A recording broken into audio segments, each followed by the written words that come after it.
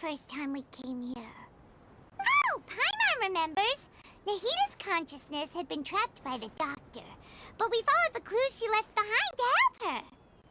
So much time has already passed since then, and it seems Sumeru's changing for the better now that Nahita's in charge, right? Paimon just hopes this peace will last a long time, and then Nahita won't have any more new problems to deal with. Yeah, guess you're right. We somehow always find ourselves right in the thick of it. Who knows what will happen next? Come to think of it, maybe it's all because of you. Maybe you're just a magnet for trouble. Huh? Me? Before Paimon ran into you, Paimon never ran into any trouble. At most, when she was super tired, Paimon got caught in some strange whirlpool and sucked out into sea. And even then, you fished Paimon out! Anyway, for Nahita's sake, maybe we should think about heading to our next destination for now.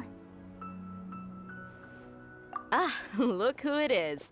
Running into you in a place like this? I can see you two still love wandering around. Oh, it's Dia! Since when are we just wandering around? We're usually taking care of some serious business. Even though it may have nothing to do with our journey. But never mind that. What brings you here? I just finished a commission in the desert for a usual client of mine. Nothing too interesting. Just escorting a shipment of goods. I'm on my way to report back. That's when I saw you two all the way over there, chatting away. What were you two talking about anyway? Huh? You serious? Can't say I saw that coming. But you are travelers after all. I guess you'd never stay for too long in one place. Bumping into you like this will become a rarity. I'm starting to feel sad just thinking about it. Hey, how about I gather a few mercs to escort you two? What do you say? Thanks, but no need. Oh, Paimon had no clue you'd miss us so much. But don't worry, we'll come back to see everyone when we get a chance. Sounds good. All you need to do to get to Fontaine is cross this stretch of desert and navigate some waterways. Knowing you two, I'm sure it won't be anything you can't handle. So, when are you leaving? Oh, wait a sec. Paimon just remembered there are still a few dishes in Sumeru that Paimon hasn't tried yet. Now, where's that list Paimon made?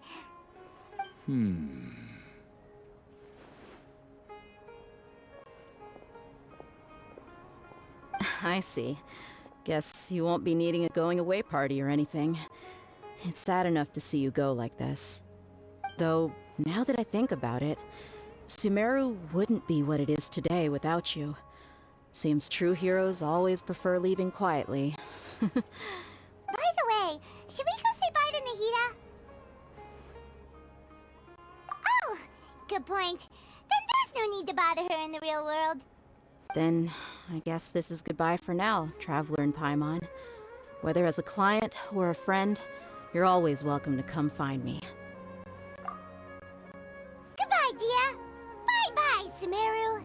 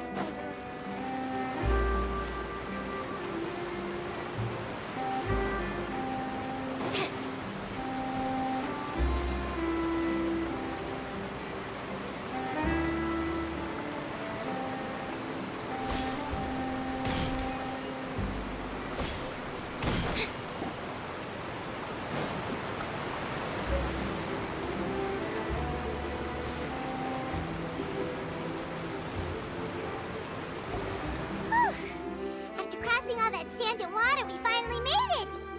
Oh, this must be Fontaine's port. Wow, everything looks so advanced in Fontaine.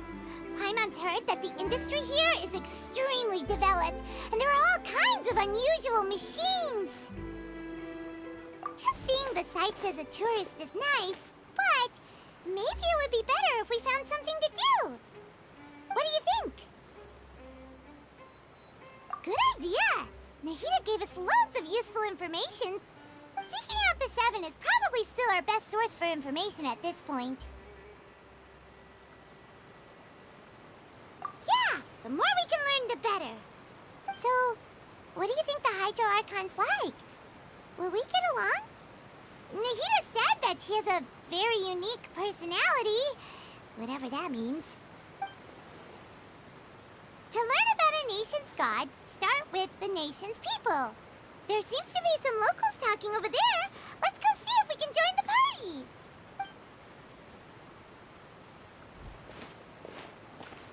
party. If you ask me, it's a tragedy how things ended for him.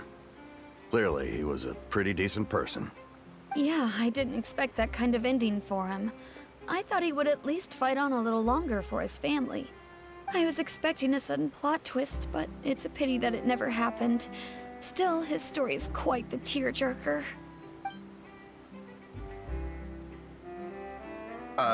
Excuse me. Can I help you two?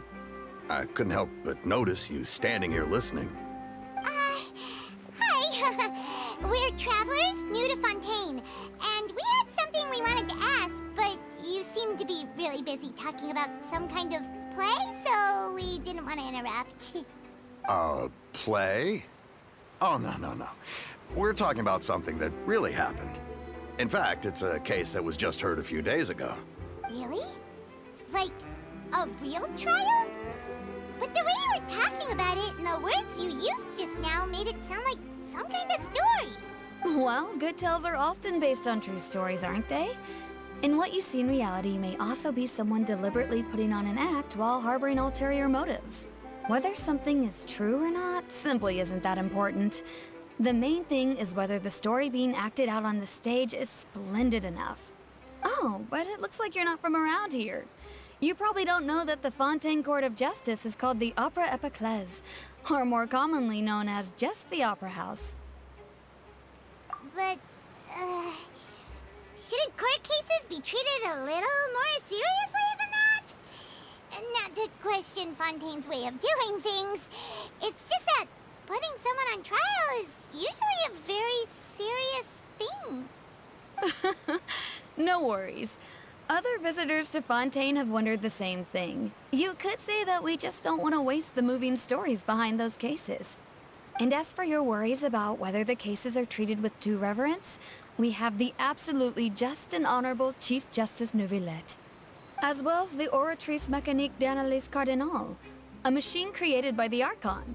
Between the machine and the Chief Justice, false charges and injustice are a thing of the past now. Oratrice? Is it some kind of machine, too? Oh, Paimon's curious. We should check it out if we get the chance. Wait, Paimon almost forgot to ask you our question. Do you know what we should do if we want to meet the Hydro Archon? Oh, that's easy. Just go to the Opera House. Lady Farina practically lives there. You could definitely say it's her biggest passion. I think what they mean is that they wish to speak with the Archon personally. In that case, I'm afraid it's going to be a tad more difficult. You'll have to make an appointment well in advance, and it'll depend on whether or not she has any time slots available. Huh. Is the Hydro Archon super busy taking care of official stuff? Wait, didn't you say that she's always at the Opera House? No. Lady Farina seldom takes an interest with the nation's affairs. The reason it's difficult to make an appointment is simply because she's incredibly popular. That's right. After all, she is the Archon. Though she may tend to get a little dramatic from time to time, people can't get enough of her. Huh. First time Paimon's ever heard of an Archon being described that way before. Wait! Paimon gets now! The Hydro Archon is kinda like a big celebrity here, right? Yeah, I suppose you could say that. Perhaps you could even say our mascot. Hang on. This is still Fontaine's Archon you're talking about. You should show some more respect. Yes, you're right. I guess I should at least try to be a little more respectful in front of visitors. Otherwise, I might get arrested and find myself face to face with Monsieur Neuvillette. Come on. Sure, there's a lot of laws here, but nobody's going to be arrested for saying something disrespectful about the Hydro Archon. Alright, I think we get it. Thank you! At least we now know that we can find the Hydro Archon at the Opera House. But who knows how long making an appointment will take? Guess we could have a look around the city in the meantime. Hey! What are you looking over there for? Huh. Maybe something's the matter. She isn't going to jump into the water, is she? Maybe we better go check on her.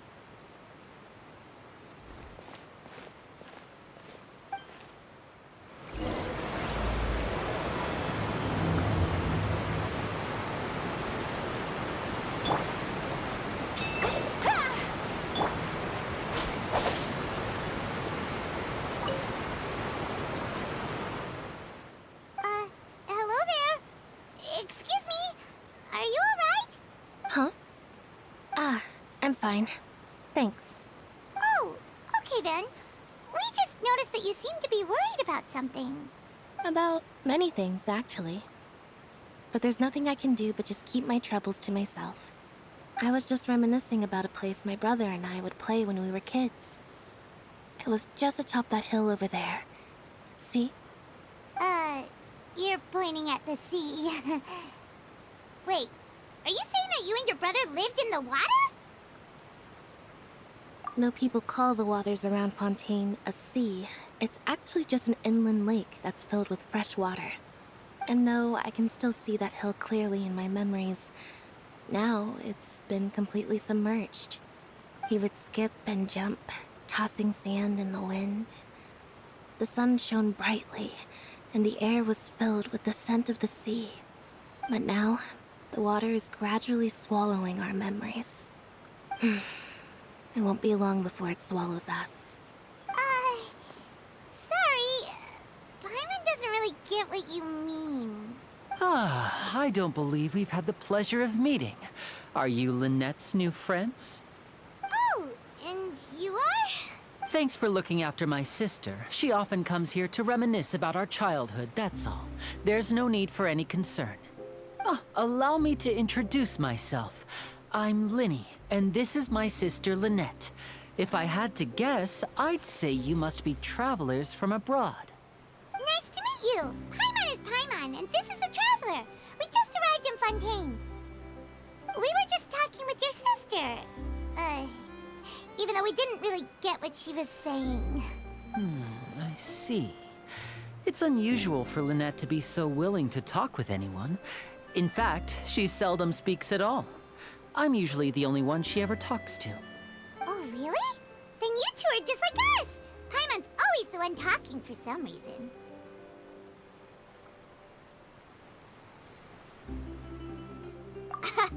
So that's how you think it is? I also think my brother can be too talkative at times. Seems you were right, Paimon. We are quite similar. So, what did Lynette mean just now when she said that the water is engulfing your memories, and that it won't be long before it engulfs you too? Oh, that. It's from a prophecy that's been circulating in Fontaine for some time now. Well, I suppose prophecy isn't exactly the right word, because that implies a certain amount of uncertainty. There's no doubt about what's happening in Fontaine now. Where to begin? Let's put that question on hold for a moment. We still haven't formally greeted each other yet, have we? Did all the introductions earlier not count? Hello, traveler.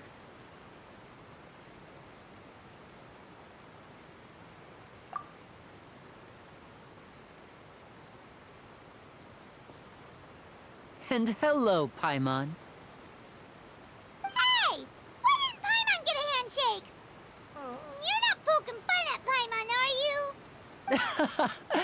Please, don't take offense.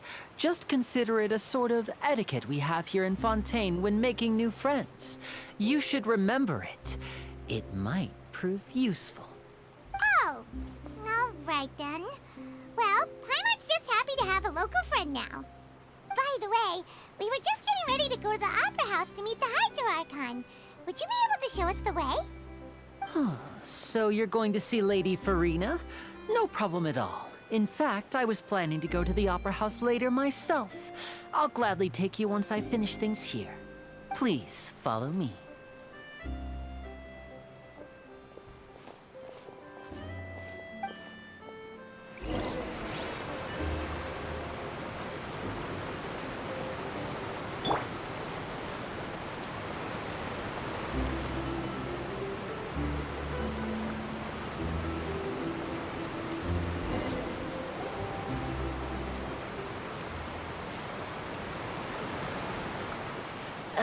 You said you were going to see Lady Farina? Well, it seems Lady Farina has come to see you.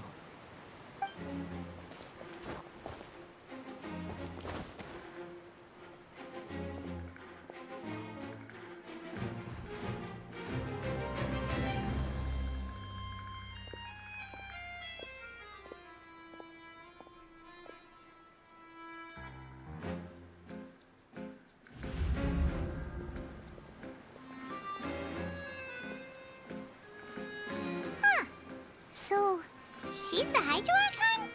But how did she know we were looking for her? My dear people, rich and poor, those with cup in hand and those with nothing at all, raise your glasses in celebration. If you don't have one, then just raise your hand in lieu.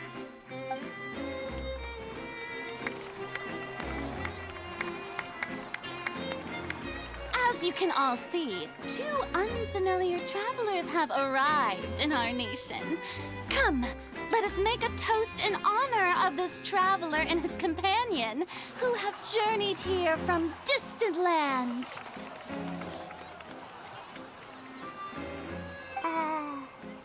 Is she talking about us?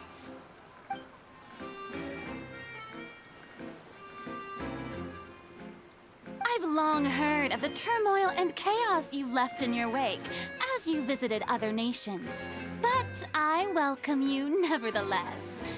No, I have come to receive you personally. Fear is for insignificant cowards. I am a god, and I will never entertain the notion of such meaningless wariness. You can be rest assured, I see clearly your sincerity. Of course, seeking an audience with me is the most sensible thing to do. It will allow you to truly behold my power and witness my authority. Intelligent people always gather under the correct banner. I, Thosalor, hereby welcome you to the nation of Hydro and acknowledge the value and significance of your trip. Now, you may rejoice in this. Yeah, Paimon still can't believe it. Feels like we've only been here for a few minutes. But the Hydro Archon's entrance was, how should Paimon describe it? A little over the top? Miss Hydro Archon? How did you know we were coming? I see. As Outlanders, you inevitably lack even some of the most basic understanding. Don't forget that even the gods can be divided into the mediocre and the excellent. I suppose it's only natural for you to be awestruck by my abilities. You had best stop and consider. Do you really have the noble qualities and etiquette necessary to communicate with a god? All it takes is a flick of my finger for me to know everything about you. Whoa, talk about sounding high and mighty. Oh? What's with these looks? Perhaps the welcoming ceremony still isn't enough? What else should I say then? Is she waiting for us to start talking? Wow, I didn't expect to see Lady Farina here. What a surprise! Wait, does this mean they're the legendary blonde traveler? How did I not notice before? Hey, what's all the commotion? Oh, is that Lady Farina? Is there some kind of drama going on? Of course. That's the blonde traveler. The one all those stories are about. Lady Farina came here to personally see him. Oh, I bet this is gonna be the duel of the century. Ooh, I've got to see this. I knew Lady Farina would never disappoint. Yes, but don't get too excited now. My dear believers and spectators alike tend to get quite rowdy, and despite the noise, I've come to tolerate all their ruckus. You may consider this my reward to all of you. I have determined that there will be an epic duel between myself and this traveler from another land, just as you were hoping to see. Now she wants to fight? Aren't we getting a little ahead of ourselves?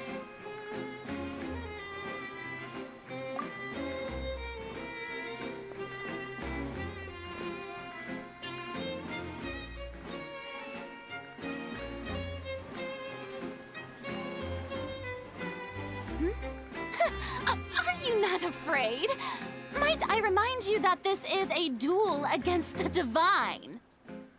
What are you trying to do, traveler? Provoking a god in front of her people? Stand down, Clorend. I admire his bravery. Few have the courage to draw their sword against a god. He is obviously a true warrior. Unfortunately, people nowadays only crave to be thrilled, and a mere duel will not slake their thirst for excitement. Huh. Yeah, she's right. Just a duel wouldn't be all that interesting. On Araneus, criminals are always requesting duels to defend their honor. I'm getting a bit old, to tell the truth. You see. Then, as the god of justice, I shall face this traveler in another kind of duel. A duel in court! Whoa, all right! Now that'll be worth seeing! Right. This is Fontaine, after all. It's such a grand opera house, it would be a pity not to use it. Why do you care so much about the crowd's reactions? Seems you've spent a little too much time in the opera house. Besides, how exactly do you plan to have a duel in court? You mean you're going to put us on trial? Oh, we have reason to put you on trial. It's obvious, isn't it? According to Fontaine law, no one is permitted to release any flying objects within Fontaine city limits during the first 3 days of each month. You are clearly guilty of violating this law, no? Oh, so that's what they've done wrong. That's our Lady Farina. No one knows the laws of Fontaine like she does. You call that obvious? What kind of law is that? Wait, flying object? You mean Paimon? Precisely! Now, if you two have no objections, then in the name of the Hydro Archon, I order your arrest. My apologies, Lady Farina. I don't mean to spoil the fun. But if you would allow me to interject, I don't think that Paimon here meets the definition of a flying object. You tell her, Linny! Finally, someone who's not crazy. How could anyone call Paimon a flying object? Ah, great magician Linny, my beloved citizen. I'll permit you to object, but how exactly do you plan to prove your claim? As a magician who just rained on your parade, I naturally should shoulder the responsibility of saving the show. So, with such an audience gathered here, allow me to perform a trick for everyone.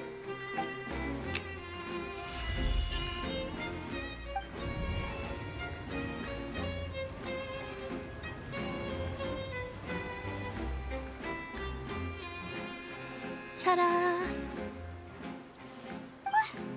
What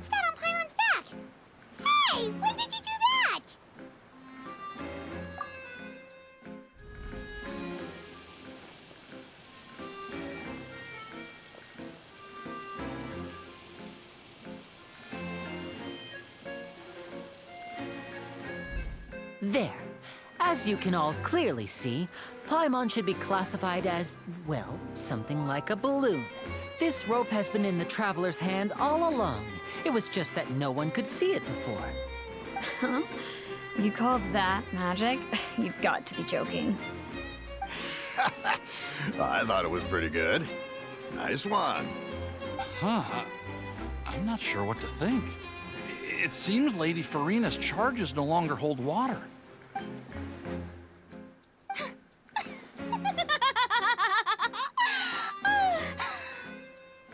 Amusing. Very amusing, Linny. Just the sort of unexpected twist that I enjoy. With you here, today's performance can finally be called complete. Performance? You see all this as a performance? In which case, consider the matter of your trial resolved. The god of justice will not bring charges against an innocent person.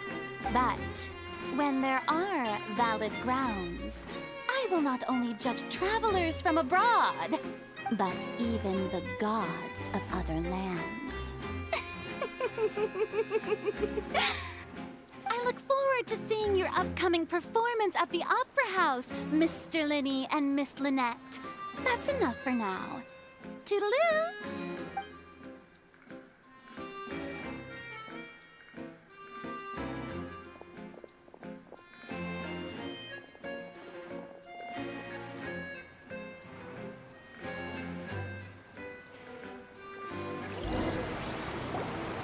And just like that, she's gone.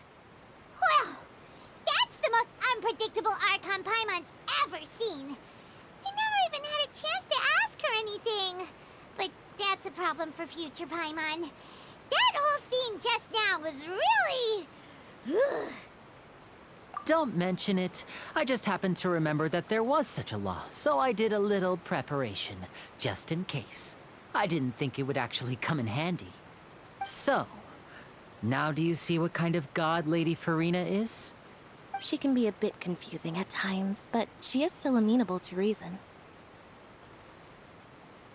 Anyway, Paimon had no idea you were a magician, Linny.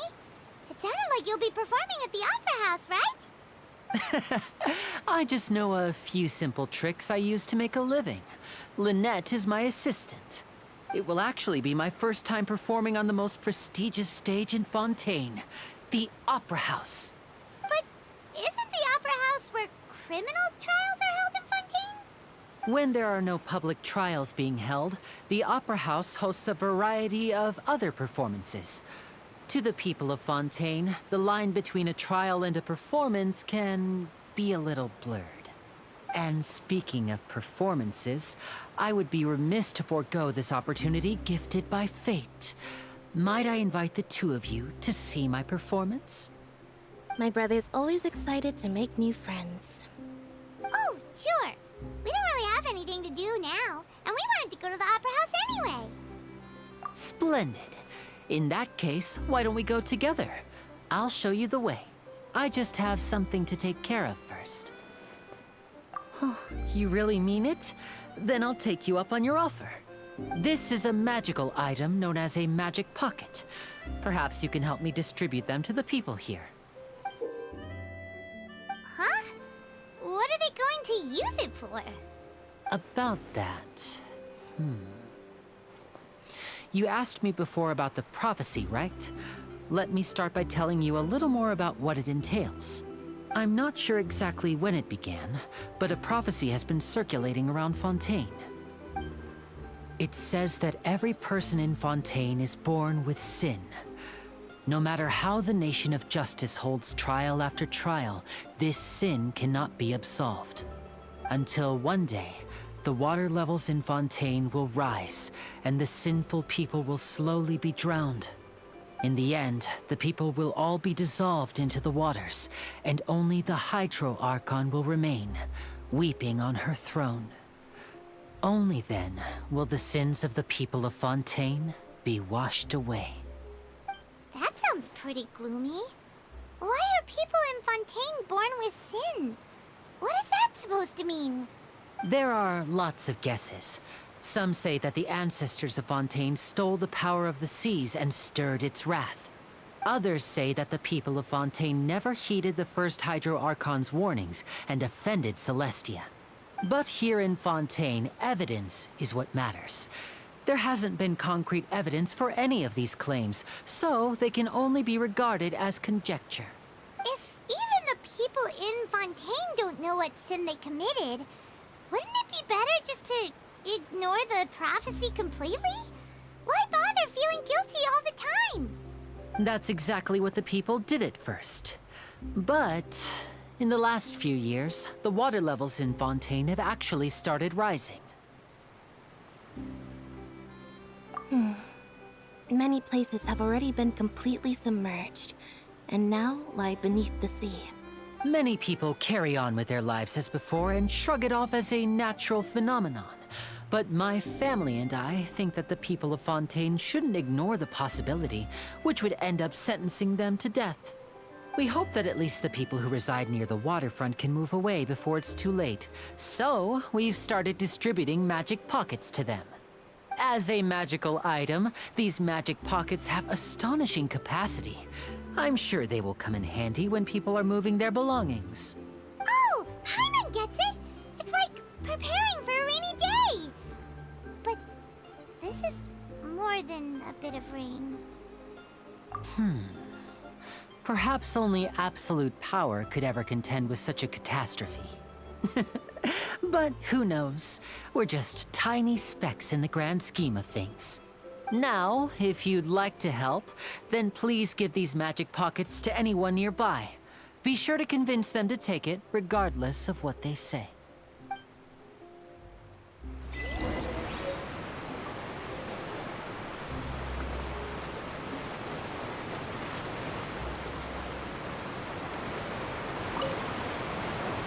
What's this? So you also believe in the prophecy.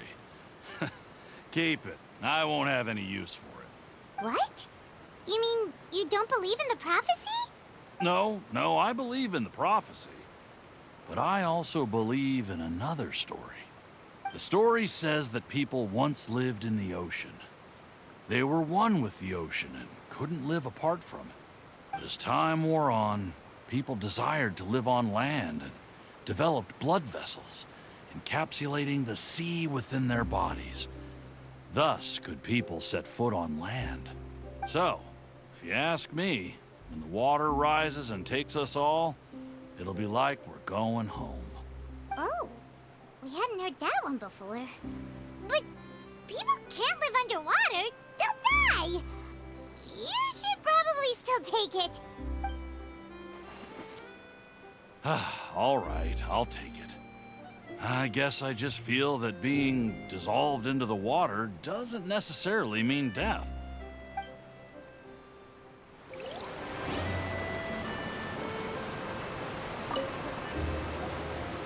So you're the blonde traveler that everyone's been talking about. My apologies for not recognizing you earlier. Oh, a magic pocket? Seems you really thought of everything. I guess it's better to prepare for the worst and hope for the best. Thanks. Please, also thank the magician on my behalf when you get the chance.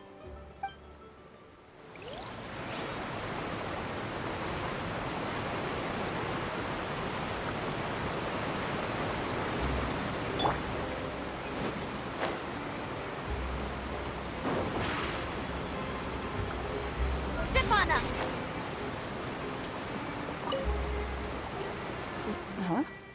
I don't want that thing. Way I see it, if the prophecy's true, it's still gonna be a long time before the water can cover everything. Life is all about living in the moment. What use is there in worrying about the future all the time? We'll cross that bridge when we get to it. You should still take it. You never know when it'll come in handy. Oh, all right, fine. Thanks. It's just that if I start moving, that means I've already given up on the life I have now. I'd really rather not.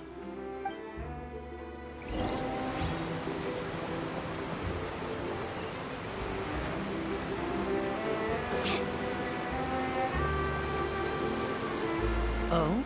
You already handed out all of the magic pockets? That was fast. So, what did people have to say?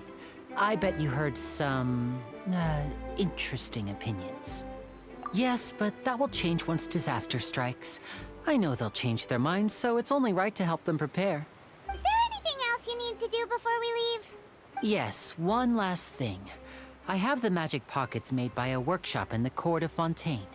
Since we're out and about, I was thinking about bringing him some more materials. So, you want to collect materials? Just tell us what the materials look like and we'll help. Many hands make light work. Oh, that would be much appreciated. We'll need some Romaritime flowers. I remember seeing them near the waterfront on the east side of the harbor.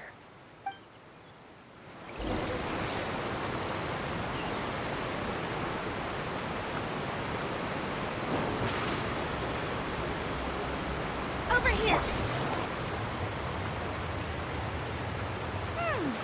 It seems we have to use Hydro to collect Romaritime flowers.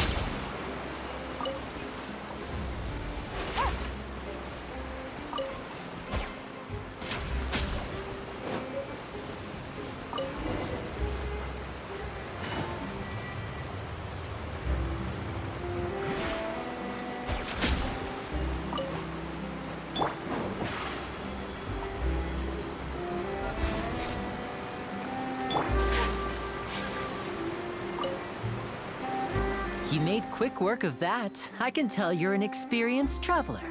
I've also finished collecting a few here. Maybe next time you'll feel like helping too, Lynette. No way.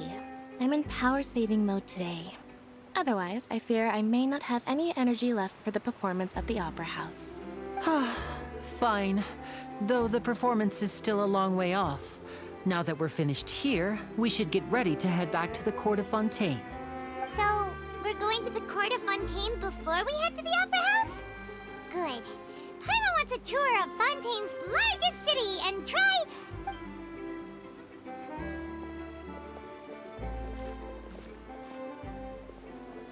Wait, shh.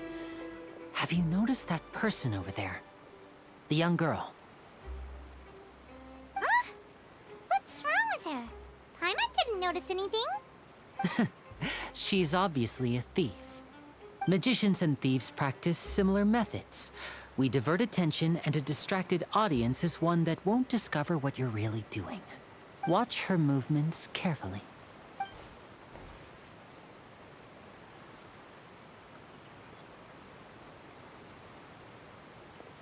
Oh, he's right! Shh, keep your voice down. We need to think of a way to catch her, but it seems she's very alert. Perhaps we should split up. You two can ride the lift over there and wait up top. I bet that'll be her escape route if she tries to run. All right, let's go.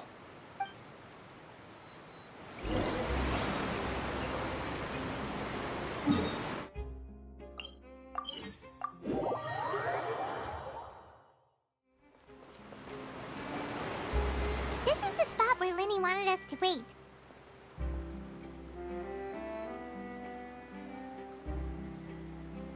Oh, look! Isn't that her?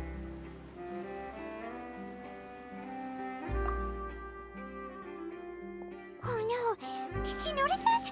She started running the other direction! What should we do? Should we chase her?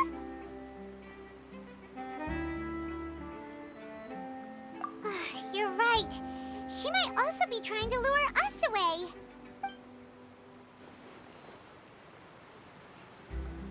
Nothing's happened for a while now. Paimon wonders if Linny caught the thief. Yeah, let's go.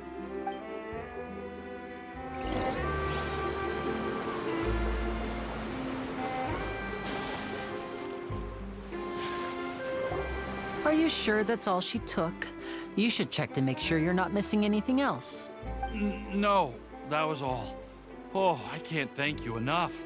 I didn't notice a thing earlier. Anyway, I should be going now. Thanks again. Oh, were you returning what the thief had stolen? That's right. Pity I wasn't able to catch her. She distracted me by dropping the thing she stole on the ground. By the time I looked back, she was already gone. I saw the general direction she went, but Lenny twisted his ankle, and I needed to make sure he was okay. Oh, did you get hurt, Lenny? I'll be all right. It's just a twisted ankle, that's all. In fact, it's feeling better already. If you want to play at being a hero, at least try not to get hurt doing it. Imagine what would happen if you managed to derail our performance as a result. You're right, you're right. Sorry, Lynette. I have to admit that the thief was even more skilled than I had anticipated.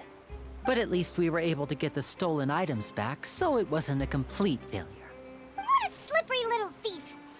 Guess things turned out all right in the end, though.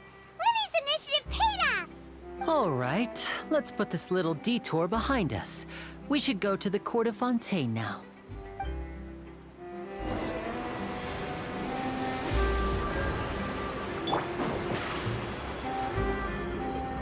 Surprise!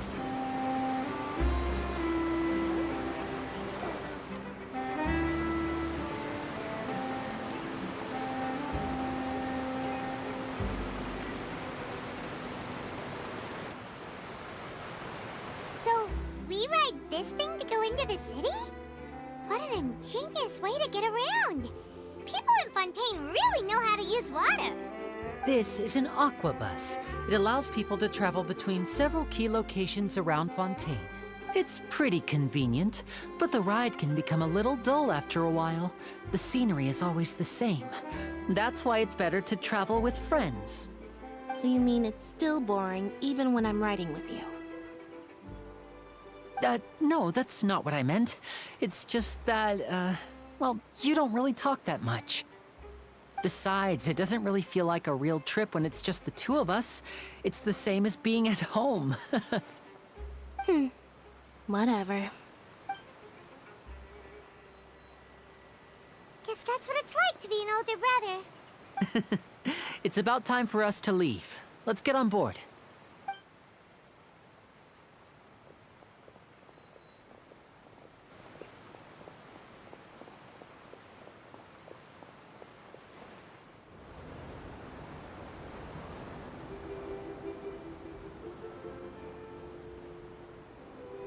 Huh? What? Traveler! Paimon! Charlotte! Oh, I'd never guessed I'd bump into you while riding the aquabus. In the story of my life, this is big news. What are you doing in Fontaine? I didn't hear anything about you paying us a visit. Yeah, it's quite the coincidence. But as travelers, we're always on the move. It's not surprising that nobody knew we were coming. Though we still have no idea how the Hydro Archon knew about us. Oh, let Paimon introduce you to our new friends! Oh, no need for introductions, Paimon. I would recognize the great magician Lenny and his assistant Lynette anywhere. I wouldn't be much of a reporter if I didn't know who they were. It's a pleasure to meet you. I'm Charlotte, a reporter for the Steambird. Nice to meet you. From the Steambird, huh? We've often relied on your paper to promote our performances. It's an honor to meet you. Now that everyone knows each other, Fontaine suddenly doesn't feel like such an unfamiliar place. So, what have you been up to lately, Charlotte? Any big news?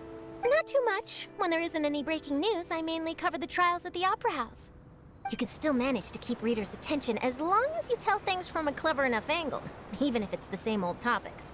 For example, reporting on how a scammer once deceived vulnerable girls into relationships, or how a financial criminal was once so poor that they ate a single piece of bread for 5 days. You're right. Seems you know me pretty well. What I'm really after is exclusive, sensational news pieces that could shake the country. These smaller stories are a waste of my talents. Oh, I just remembered. I've been following a case lately. Well, a series of cases, actually. You mean the serial disappearances of young women case? That's right! These stories are the talk of the town right now, and it's probably the most mysterious case we've ever seen.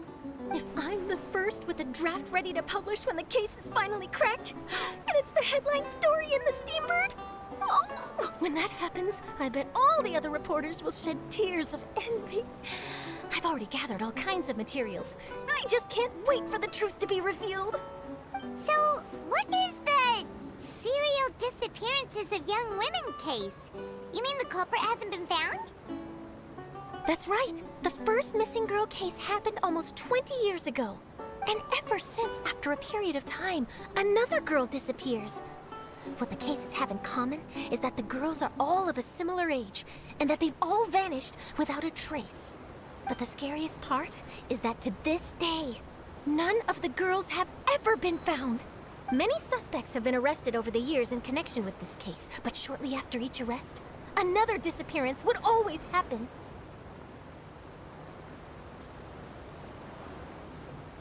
Yes, it's possible. But either way, I believe that every case has some precise truth behind it, waiting to be exposed. Yes, I agree. And at the very least, the family of those missing girls deserves some sort of explanation. I just imagined for a second what I would do if Lynette were to suddenly disappear. I'd pay any price to get her back, and then find a way to track down the culprit. Please don't imagine that, Lenny.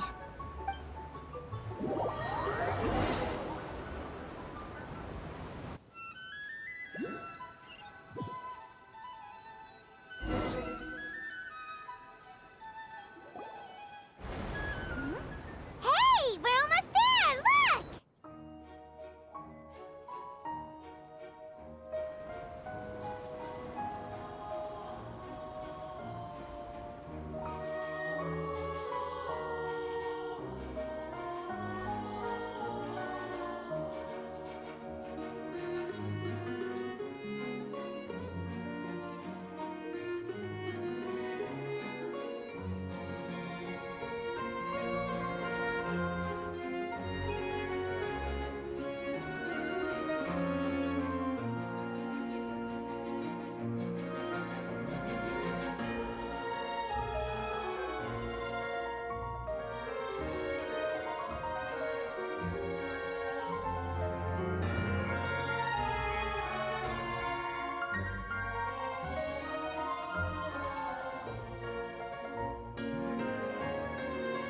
Well, I really enjoyed chatting with you. Life should be full of pleasant little surprises like this. Yeah, us as well. The ride went by too quickly. I have an interview to get to. I should get going before I'm late. Okay, Paimon hopes we can chat again soon, Charlotte. See ya! Bye now. Oh, be sure to stop by and see me at the Steambird when you have time. What a tough job. Always running around and interviewing everyone. Well, where should we go now? If you don't mind, how about we stop by my home first? Besides, I still have all the materials we collected. Sure, we wouldn't mind at all. This city is so huge, Paimon wouldn't know where to start anyway.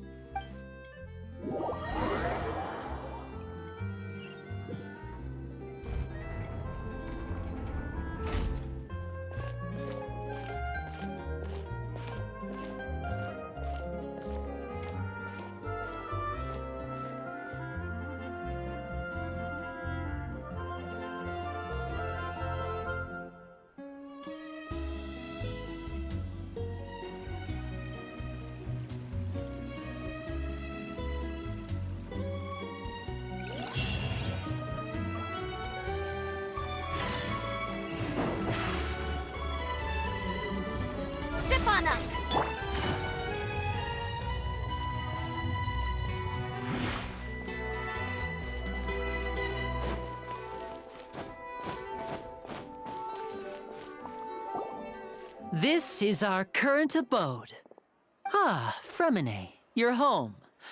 Where did everyone else go? I have some new friends that I would like to introduce. Oh, they all just went out a moment ago. I see. Everyone is getting busier now that Father will be returning soon. I suppose that can't be helped. Allow me to introduce you to my little brother, Fremine. He is a phenomenal diver. Hello. Nice to meet you. Paimon is Paimon, and this is the Traveler. Oh, you sound very proud to have a diver as a brother, Linny. Linny, could you come here for a moment? What is it, Fremine? Do you have something to tell me?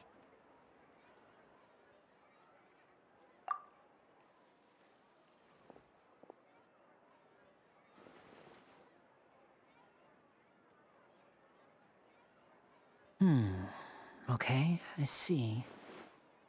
Is everything all right? Oh, it's nothing. We were just discussing a little housework. Sorry for the interruption.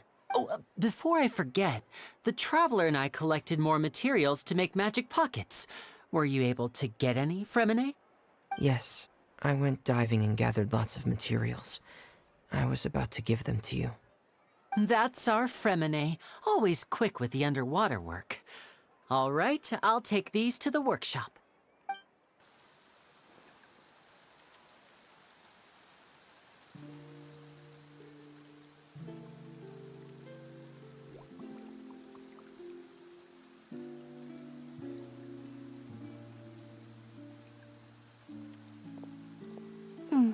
Looks like rain. Oh, you're right. But wasn't it clear and sunny just a moment ago? Fontaine's weather sure is weird. I'm afraid that's just how it is here. It often rains on days where there are trials being held in the Opera House, but don't worry, it'll clear up soon enough. What's wrong, Fremine? There's a legend about the rain that I tend to believe. It's said that a dragon of water once resided in Fontaine. Though we don't know where the dragon went, every time it weeps, the skies will cloud up and pour out rain. When I was a child, my mother told me that if I wanted to go outside and play, I should yell toward the sky at the top of my lungs. Hydro Dragon! Hydro Dragon! Don't cry!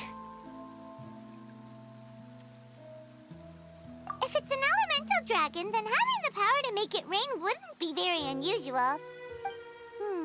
Let Paimon try something. Hydro Dragon, don't cry!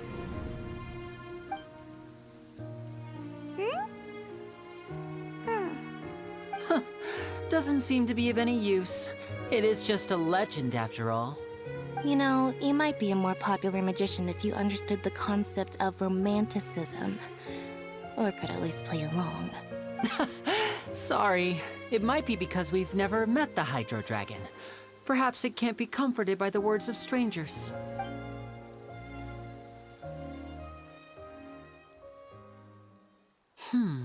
It rained for longer than I suspected. Oh, it's already getting late.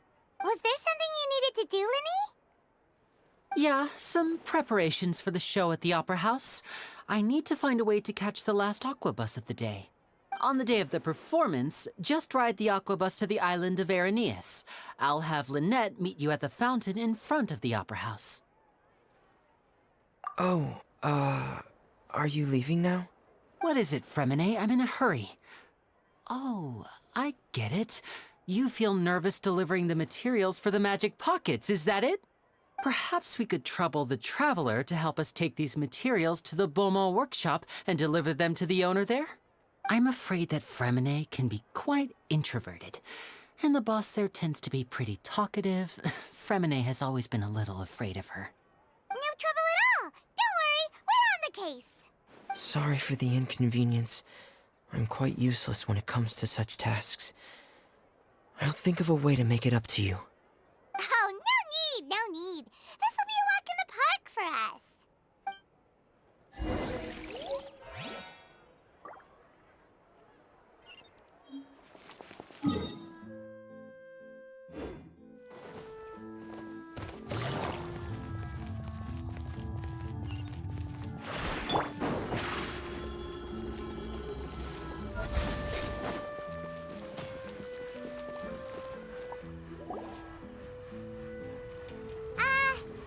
Hello? Is there anyone here? Oh, hello there. New customers? Looking to buy, or do you need something made? Or perhaps you're just looking for a chat with me. Oh no, we're just here to deliver some materials. Here they are. They're for making... what were they called again? Ah, these must be for magic pockets. I could tell right away. I've already made several orders worth now. No need. They've already prepaid several batches worth. When they told me what they'd be using them for, I even offered them a discount. But they insisted on paying the full amount, saying that I had a business to run.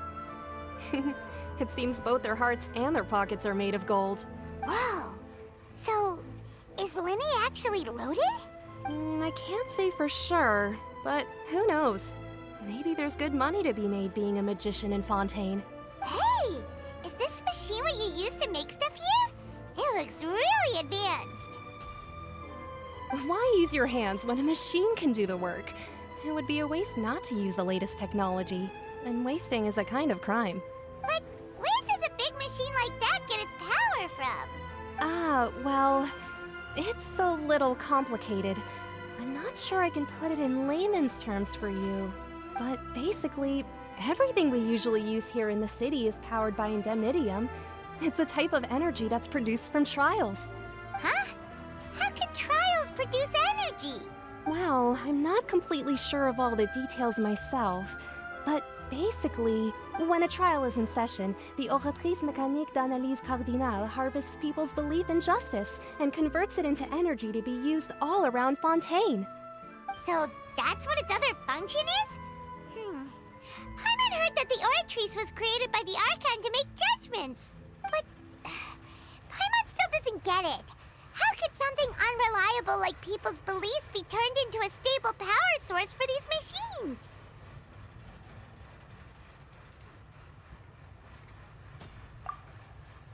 Oh, yeah!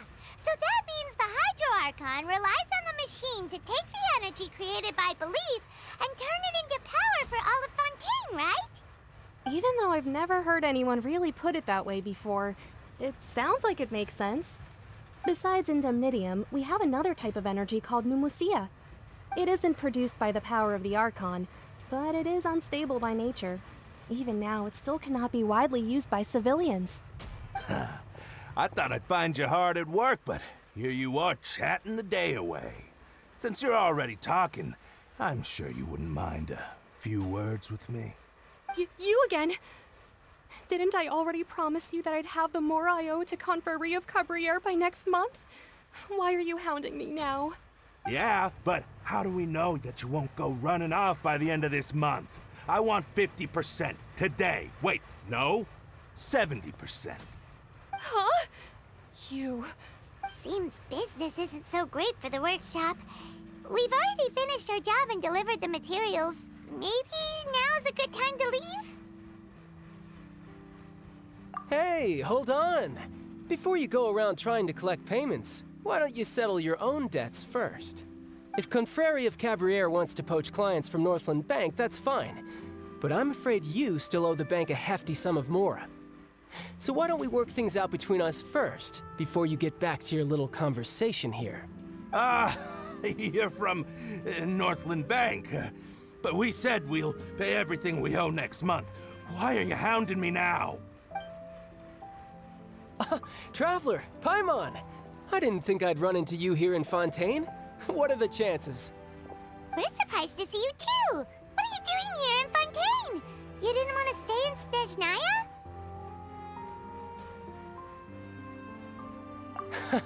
Long story short, I've already been in Fontaine for some time now, and honestly, things have been pretty boring. But it seems that fate brought our paths together today. Not only will I have some good friends here now, but ones who always seem to find trouble. Either way you look at it, it seems things are going to get a lot more interesting now. Pretty sure we'd want to avoid anything that you'd find interesting. Besides, our trip here has gone pretty well so far, right, Traveler? Hey, you, Northland Bank boy. Aren't you forgetting something? Don't interrupt. It's not often I run into the Traveler like this. Why don't you wait for me over there for a while? You kidding? Aren't you the one looking for us? You really expect us to sit and twiddle our thumbs while you catch up with your friends? Listen to me, boy. If you want your mora, fine. Why don't you come and take it? Hey, I just said not to interrupt.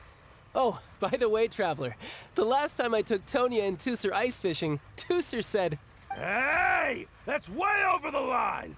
All right, boys, let's see who has to pay up now! Can you at least let me finish one sentence? Fine. Though the bank told me not to get rough with our clients, you're the ones who started it. This is an act of self-defense. You two will have to be my witnesses, okay? I'm sure this won't take long.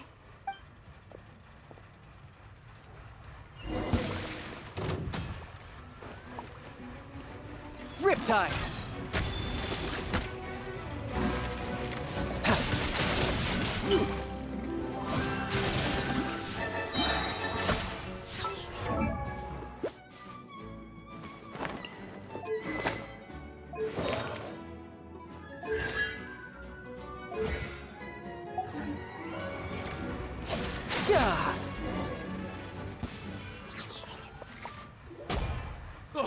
What's your deal, Brad? How are you so strong if you're just a staffer from Snezhnaya's Northland Bank? Wait, don't tell me you're... Oh, now you notice. It's a little late, don't you think? Just make sure you understand that you don't mess with Northland Bank. Got it?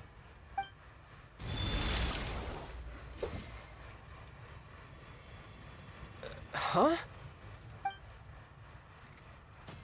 Now's my chance!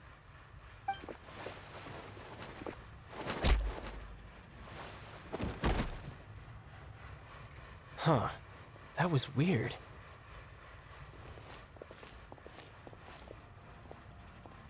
I'm not sure.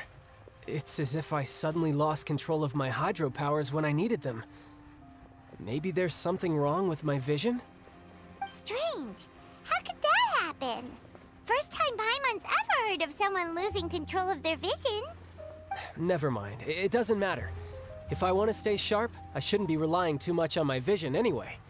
Besides, I always have my delusion in case I need it. So what are you doing in Fontaine, child? And don't say it's work for Northland Bank. Well, I guess it's because I've been in a bad mood lately. Huh? What kind of reason is that? Wait, since when do you feel down about anything? I don't know. Maybe I still have a lot to learn about myself. But recently, there seems to be some sort of restless power stirring inside of me. And I don't know why, but every now and then I feel like I'm in a terrible mood. Maybe you losing control of your vision just now is connected with that power you're feeling inside. That is a possibility. I can't remember if I ever mentioned it before, but when I was 14, I fell into some unknown abyss. It was during that time I learned nearly all of my abilities. The one who took me under her wing and taught me was named Skirk. She was always quiet and very mysterious.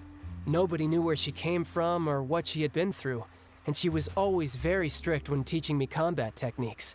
One time, I asked her why she was willing to take me on as an apprentice. From what I could make of her answer, it was because I had awakened it, and traces of it remained on me. She said that all my combat training would be useful in the future. But what is it? What did you awaken? She never explained that, but my guess is that it's related to a dream I saw when I had just fallen into that abyss. In my dream, I was in the deepest depths of the sea, and the boundless seabed was all around me. But in front of me appeared a whale that was so massive, I felt like I couldn't breathe. A whale? Oh, that sounds familiar! When we fought against you before, you summoned a huge whale that seemed to leap at us. Is that the one? That's just an abstract form of a whale that I create using my elemental powers. It takes that shape because the scene I dreamt of the whale has always been stuck in my mind. I'll never forget it. So you used the whale as inspiration for one of your moves? Huh. Seems a little twisted to Paimon. So why don't you just go ask your master? Maybe she knows the answer. You make it sound so easy. Ever since the incident I experienced there, I've never stopped searching for Master Skirk and that unknown abyss. But it's been years now, and I've still found nothing. There isn't even a trace of the place where I remember falling into the abyss. Oh, like some kind of ghost story. Yeah, I'm out of leads at this point, but there's nothing more I can do. It seems that strange encounters in this world tend to be elusive like that. Oh, seems the time really flies when I'm talking with you. I just remembered I have somewhere else I need to be, so I should get going. What? More work for the Northland Bank? No, it's more of a personal appointment. Lately, I've been sparring with some of Fontaine's official champion duelists whenever I'm feeling bored.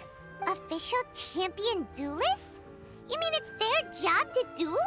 Yep, in Fontaine, before a criminal goes to court, they're given one chance to defend their honor by requesting a duel with an official champion duelist. The champion duelists are all-powerful fighters selected from among the nation's best. And the duel itself is a no-holds-barred fight with no specified stopping point. So engaging in such a duel is regarded as a symbol of defending your honor.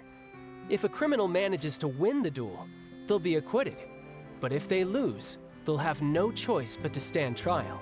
And the worst-case scenario is that you're simply killed in the duel.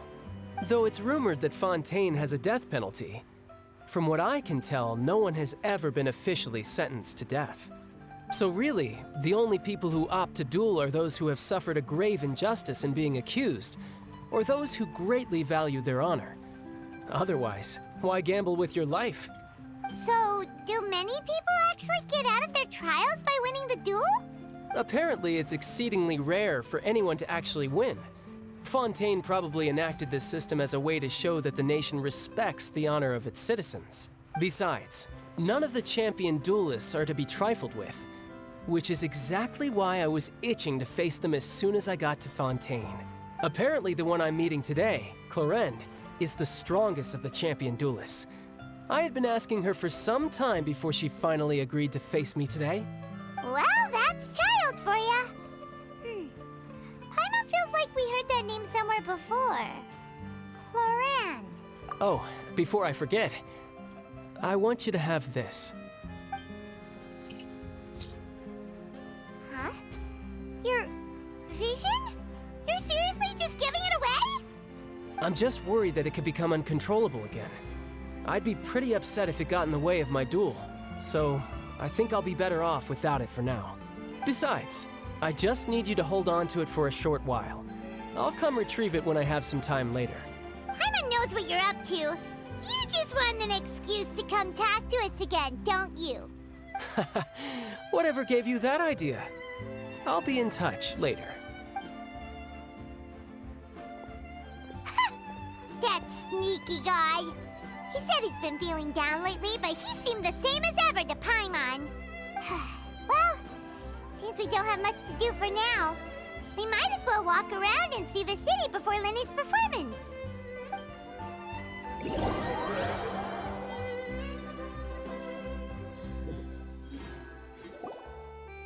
Wow!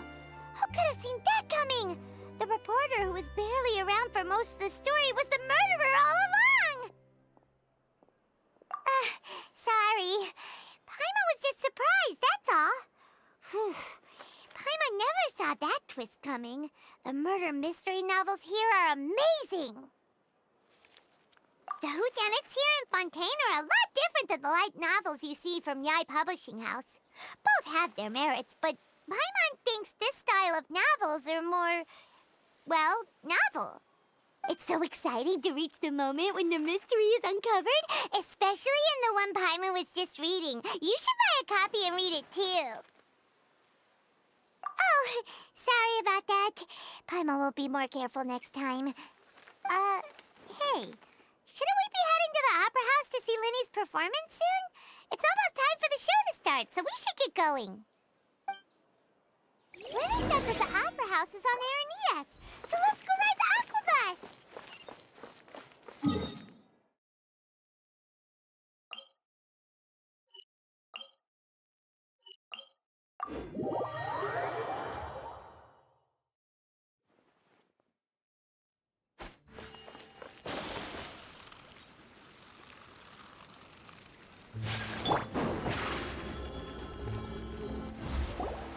Whoa! Now this is fancy! The Opera Epiclese. What a place to hold a performance! No wonder Linny and Lynette were looking forward to it. Huh. Looks like there's a lot of people standing around the fountain up ahead. Oh, Archon, please bless us with a bright and healthy child. We pray. I don't know why you always feel the need to ask so much. I'll be happy as long as our child is healthy and lives a peaceful life. I guess if they're our kid, then there's no doubt they'll turn out smart. Maybe this is one of the customs in Fontaine. There sure are a lot of couples here. Vache. What's wrong? Vache. Vache. No, Paimon didn't say anything. Are you hearing things? Welcome to the Fountain of Lucine. All the water flowing through Fontaine converges here. It's customary for newlyweds to come here and wish for children. Ah! Lynette! You scared Paimon! Why did you get here? Lenny asked me to wait here for you, remember? Right. What do you mean? There are a lot of people here right now. Hey, you're not trying to scare Paimon, are you? Besides, it's the middle of the day. It's not the time for eerie things. I see. I might be able to tell you something that could help explain the voice you heard. In fact, you might not be imagining things at all. I suspect that what you heard is a result of your hypersensitivity to the hydro element. Others in my family have had similar experiences. It's because of his sensitivity to the hydro element? But what would hearing a voice have to do with elemental power? When do you cry, Paimon? Wait, what? What does that have to do with anything? Just answer me. When do you cry? When Paimon's really sad? Oh, and when Paimon's super happy. Oh, and also when Paimon's really, really scared. Then you should understand that tears contain your most intense emotions. Like I just mentioned, the Fountain of Lucine is where all the flowing water in Fontaine converges. Even the tears that fall to the ground will eventually gather here. So maybe what you heard was the intense emotion coming from someone's tears.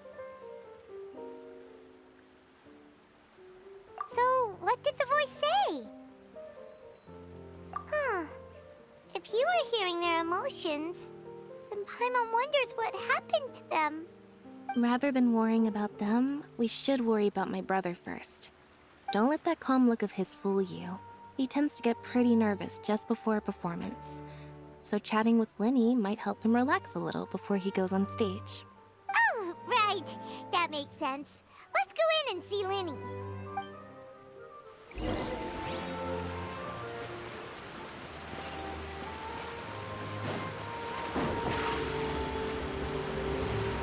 Surprise!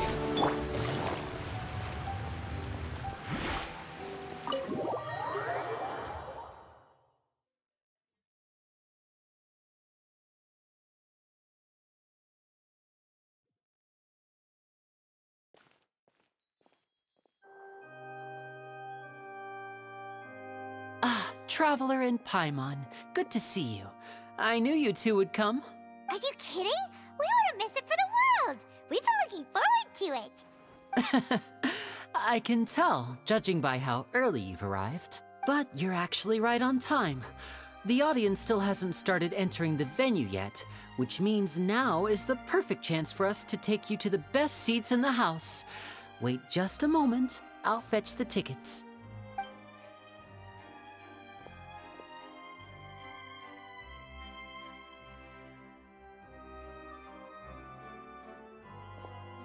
The Opera House has assigned seating, so you always have to make reservations. I've already reserved your seats, and here are your tickets. Ooh, front row seats! Thanks, Linny!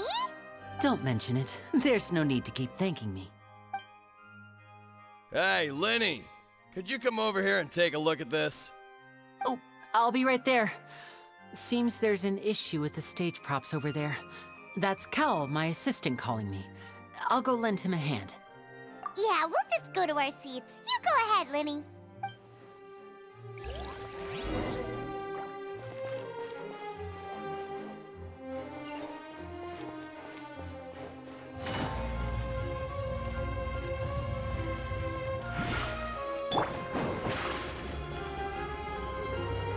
Step on up.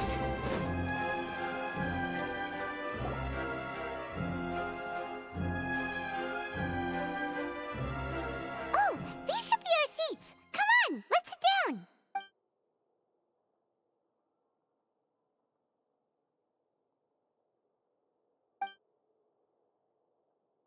Uh... Uh... Hey, Traveler. Maybe we should strike up a conversation with the person next to us. Since we're sitting together and the rest of the place is practically empty still, it's kinda awkward if we don't say anything. Ah, you little... Of course you put this on Paimon. Excuse me, I did not realize you felt awkward. I am terribly sorry. I would be perfectly happy to chat with you if that is what you would like. Oh, so you heard that? Yeah. Boy, you should have good ears. Paimon, don't you just keeping your voice down. Wait, that's it. Paimon, sorry. Paimon, the one who was being rude, talking under her breath like that. So, let's talk, but, what should we talk about? Oh, Paimon's got it. You're also here early and sitting in the front. Are you a friend of Linny's too? A friend, you say? Well, if Mr. Linney would like to be my friend, I would be more than happy to reciprocate. Oh, so you're not friends with Linny then? Oh, this is getting more awkward by the second.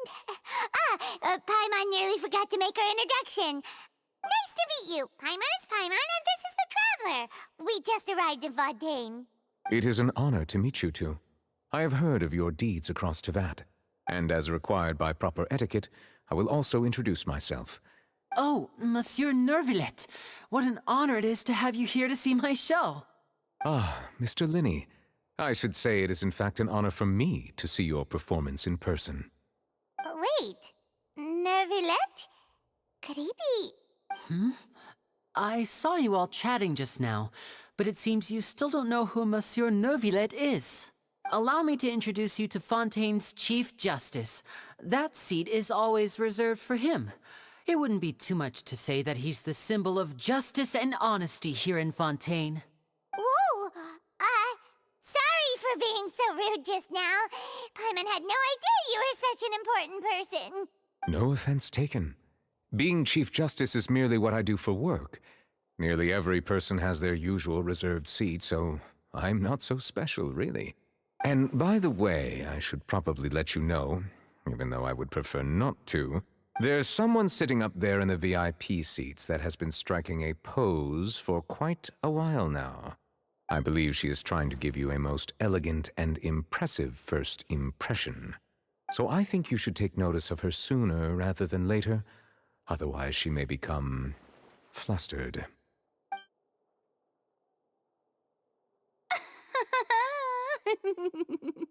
Huh? Oh, it's Farina, the Hydro Archon. Huh. She sure has a smug and satisfied look on her face. Guess she has no idea that you saw right through her act. Very good. That is for the best. No need to pay her any more attention. We may now enjoy the show.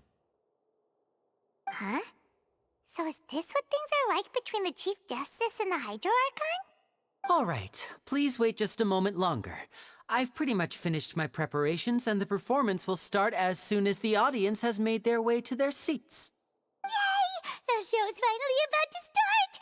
Paimon can hardly wait! Paimon's never seen a real live magic show before!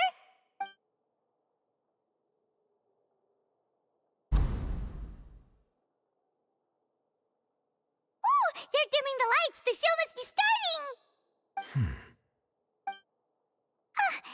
Sorry. Paimon will try to stay quiet.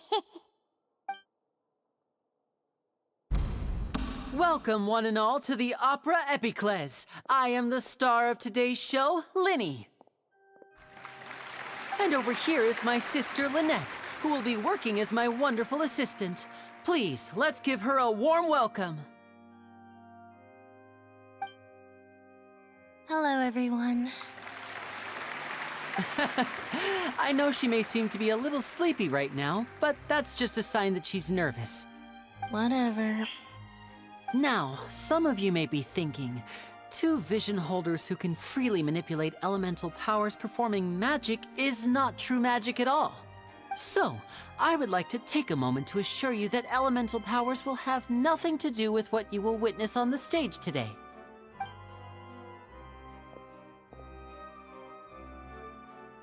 Both Lynette and myself have removed our visions for the show. That way, even the gods won't be able to help us. Oh, good point. That's what makes the show real magic. Now, without further ado, let the show begin. Lynette will now exit the stage to make some preparations. I know you might miss her, but don't worry. She'll be coming right back on stage momentarily. Perhaps in an unexpected way. I'm sure she'll be stealing the spotlight soon enough. Oh, and before I forget, there's one more thing I should say. You never know what can happen in the blink of an eye. A magician's greatest skill is making things disappear or appear. The possibilities are endless.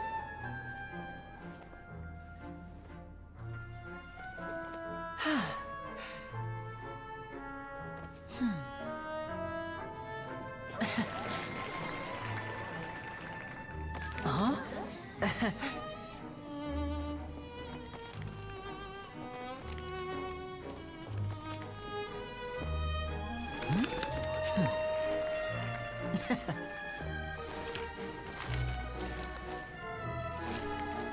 But this isn't what you came for. These little tricks, you've seen them all before. So it's time for something truly extraordinary, don't you think? This one's a little tricky.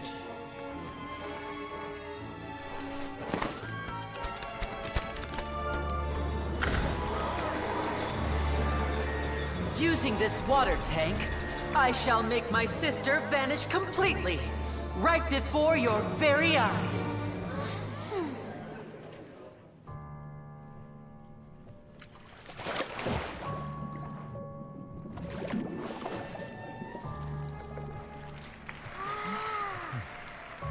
It's actually quite simple. She'll just turn into air bubbles and float right out of the top.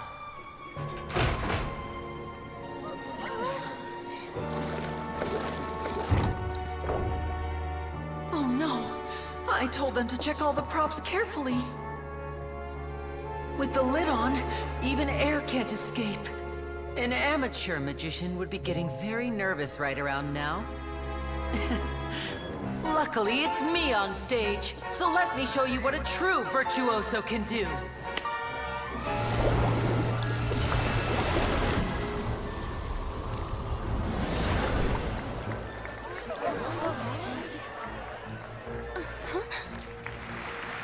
Lynette, are you still there? Don't go too far. We don't want to use up all our magic. Hi, I'm back. Uh-huh.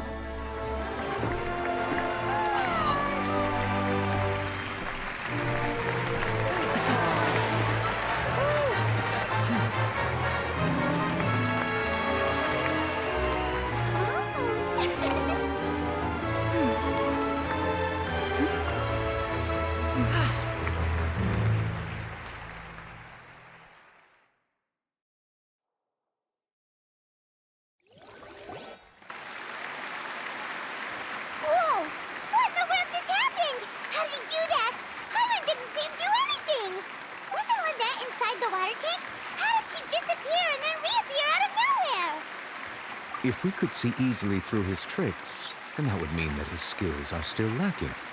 To appreciate magic, you should focus on the show happening on stage, rather than getting caught up in trying to see that which has been intentionally hidden. Guess you're right. Paimon couldn't believe her eyes when Lynette reappeared. Amazing! Thank you everyone. I'm glad you enjoyed that performance. But our magical journey has only just begun. I've prepared even more astonishing surprises for everyone here. The magic of transformation and disappearance can go far beyond what you've just seen. I'm sure many of you are thinking that escaping the water tank was impressive enough, but Lynette is still my assistant after all. In which case, I have ample time to make all necessary preparations. So, for my next trick, I will require the participation of one lucky audience member. Please, if my assistants could bring out the magical boxes now. There are 2 boxes and only 2 boxes. One is here, and one is there in the aisle among the audience. I'm sure many of our clever audience members have already guessed our next magic trick. A swap!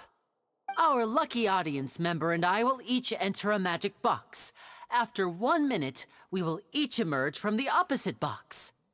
Now please, everyone pay very close attention to the box you see here. Don't give me any chance to make a move. Wow! How's he gonna do this? Hey, do you think this is all magic tricks, or does Lenny have actual superpowers? The lucky audience member will be generated by this random number selector. It selects numbers entirely at random. Even I don't know who will be chosen to participate. Now then, let's begin. Let me see. Oh, row 7, seat 3. Congratulations! You now have the chance to experience magic firsthand for an entire minute. Please, come forward. My assistant will take you beside the magic box. I'm sorry, it might be a little cramped inside, but no need to feel nervous. We've carefully arranged everything for you to be as comfortable as possible. You don't need to do anything, but no matter what strange things may happen, don't come out of the box. If the magic is interrupted, who knows where you might end up? You might even find yourself in the Fortress of Meropide.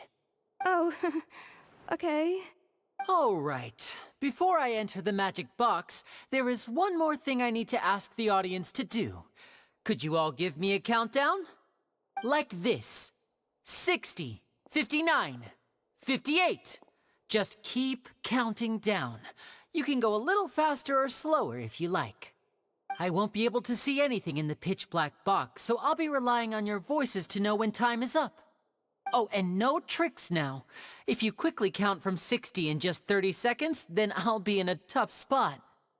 Ooh! Paimon kinda wants to count faster after hearing him say that! No, that won't do. I can see it in your eyes. You still can't be trusted. Let's practice together. Come on, repeat after me.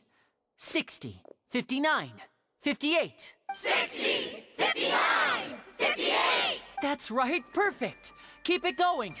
All right, I'll see you all on the other side once you've finished counting. 54, 53, 52? Why aren't you counting, Nervalet? I am counting in my head. I think things are exciting enough in here as it is. Merely a consequence of my identity and personality. Do not worry about me. Just enjoy the show.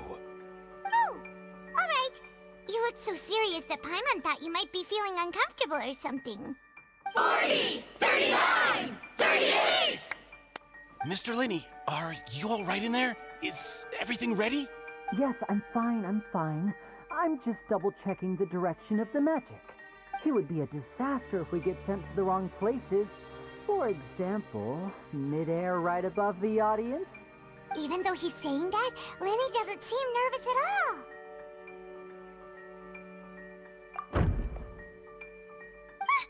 What was that noise? Did you hear it too? Not sure. Anyway, it doesn't seem like anyone's worried about it. 25, 24, 23! What's wrong, Mr. Linney? I can still hear you moving in there. I seem to have accidentally knocked over a decoration. I'm trying to fix it, but it's pitch black in here. I can't tell left from right. Never mind the decorations. There's no time for that. The show is what's important. No, that's unacceptable. I want my show to be perfect. Don't worry, we still have 20 seconds. Hear them counting? 19, 18, 17!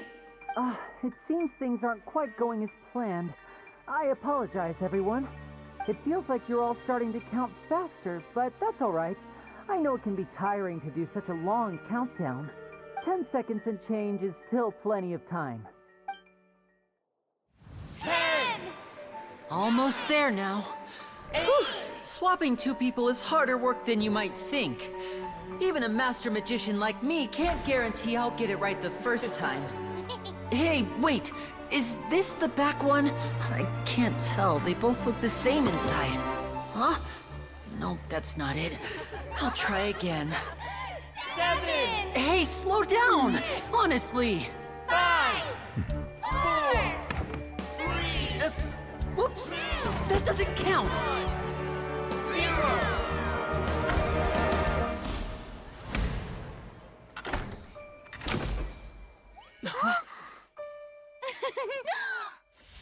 Ta-da!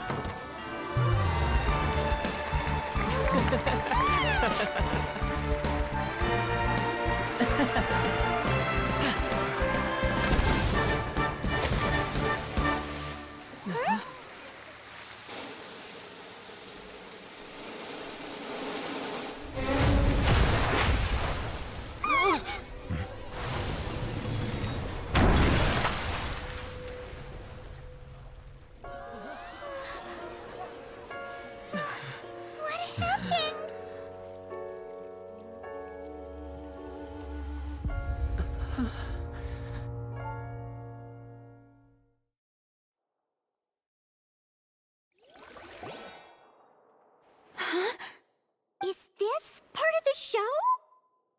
Mr. Lenny, you're going to use magic to fix the stage now, right?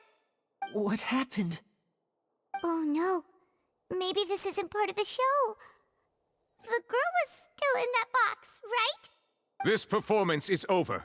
Medical staff with me. Guards, secure the scene and detain all the performers. Seal the exits. No one is allowed in or out at this time. Yes, that's right. If this was just an accident, then we must investigate the cause.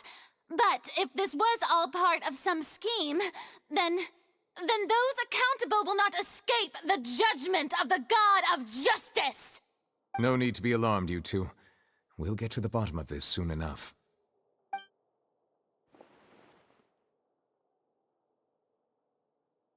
Unfortunately, the person who is in the magic box has been pronounced dead. His name was Cowell, one of the assistants in Linny's magic troupe. Apparently, the fireworks on stage ignited the ropes that were suspending the water tank, which then caused the tank to fall onto the stage. As of now, we are still not sure why we found Cowell in the box, rather than the guest from the audience. And after an initial search of the area, the guards have confirmed that the girl is nowhere to be found. It appears that this incident was not merely some mishap with the performance. And there are many indications that it is connected with the case of the serial disappearances of young women. The serial disappearances case? That's the case that Charlotte mentioned before! I know the truth. I can see through the whole thing. Really, using such a shallow and obvious mystery as his finale. Did he really underestimate us that badly?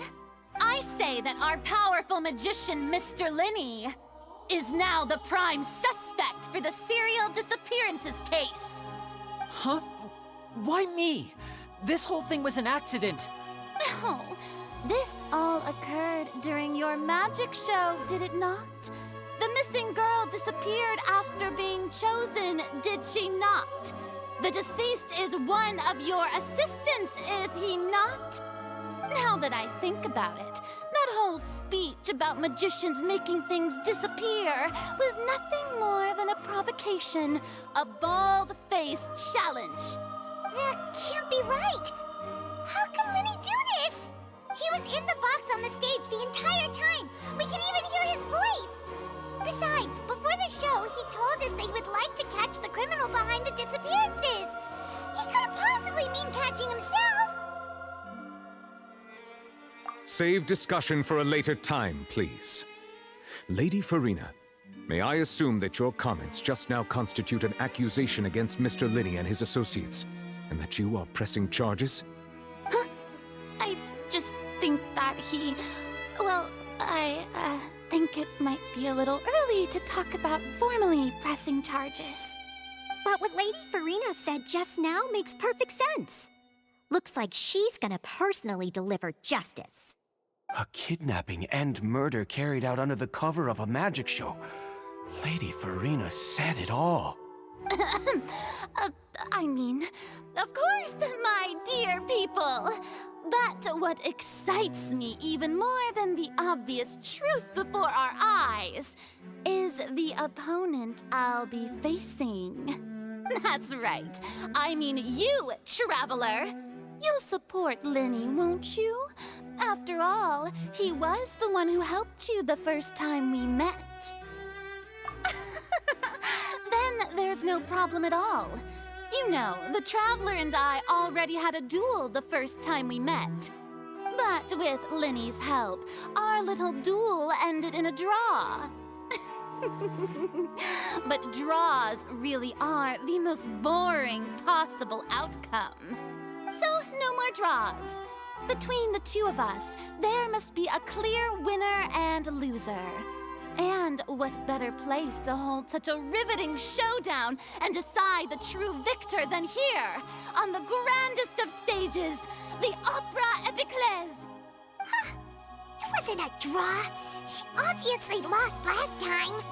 I understand. Charges have now been pressed, and as such, a trial is in order.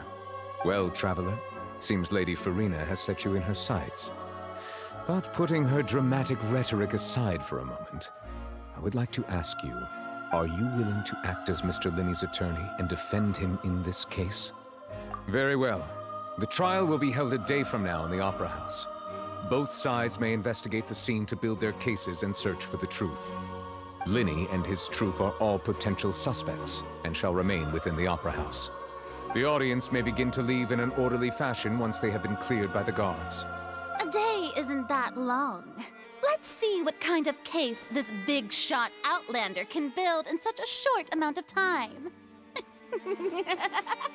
I'm really quite looking forward to hearing it.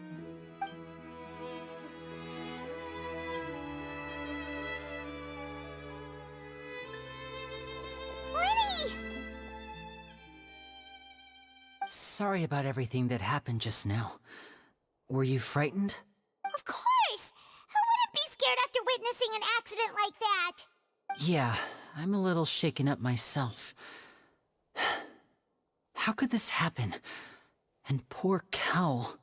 I know you already claimed that you would defend me, but now it's just us talking. Tell me, do you think I could possibly be the murderer? I understand. Even I'm not sure what happened, so I can only imagine how difficult it is for you to grasp the situation. I'm sure everyone sees me as the biggest suspect at this point. But, if you ask me, the whole thing is mysteries layered upon mysteries, such that all that's left is confusion. I don't know whether what happened there on the stage was purely an accident or not, and I don't know why poor Cal was in the box. As for how that girl chosen from the audience could suddenly disappear, I'm afraid I don't have any answers either. If someone tampered with my performance, then we need to figure out what they did. Even a skilled and knowledgeable magician like myself couldn't pull all that off in just 1 minute. Which is precisely why we need to investigate.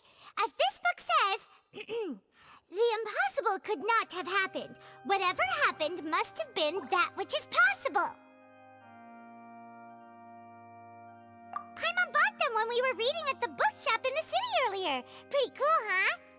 Don't worry, Paimon used her own savings to buy them. It wasn't from our travel funds. I think they look cute on you, Paimon. You have good taste, Lynette.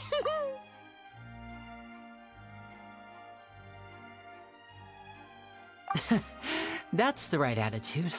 Feeling depressed isn't going to help me now. I need to get back to my normal self. But with the guards watching our every move, it's going to be especially difficult for Lynette and I to prove our own innocence. Good thing you agreed to be our attorneys. Thanks for that. We'll be counting on you. Yes, thank you so much. Yeah, just leave it to us. Oh, since we're going to start investigating, Paimon has a question first. Where did Lynette go during the performance? Oh, well, I'm afraid that would involve some of our essential trade secrets as magicians. The secrets behind our magic are past saving, Linny. I suppose you're right. The truth behind our tricks is going to be important evidence that will be weighted during the trial. 'Tis truly a pity. As a magician, our magic show is a work of art. We've poured countless hours and spared no effort in perfecting it. But if revealing our secrets will help you uncover the truth behind what happened, then it will be well worth it. We should go somewhere else if we're going to discuss our magic tricks. We'll go speak with the guards, and in the meantime, you can go investigate the stage and the seating areas. Alright, let's go have a look while the investigation teams are still here. Detective Paimon is on the case!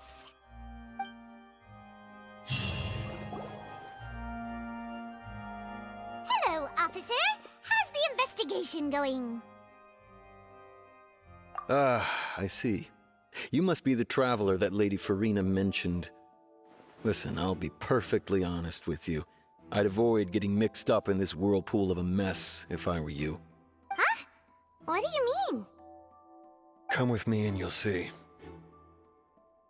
The deceased is one of Linny's assistants named Cal.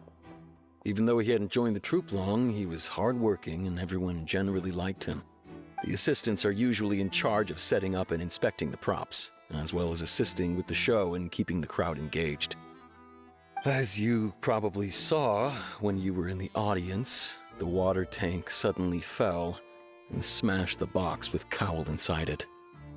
This is the real mystery. We've already searched the scene and were unable to find any traces of the girl. However, if you look carefully, the box was positioned directly under the water tank. The ropes holding the tank were then burned by the pyrotechnics on stage, causing them to snap. All these factors lining up so perfectly makes it hard to see this as a mere accident. If anything, the more logical explanation is that the whole incident was intentionally planned, and Linny is the most likely person to have access to all these areas. But he doesn't have a motive. Are you both good friends of his?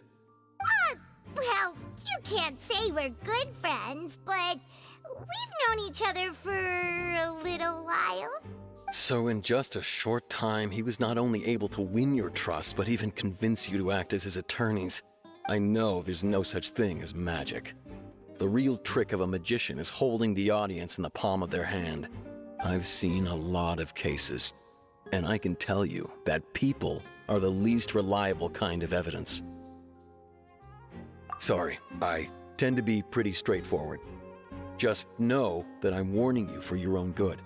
Anyway, you may investigate the scene of the crime yourselves if you're curious. Who knows, maybe you'll be able to come up with some new evidence.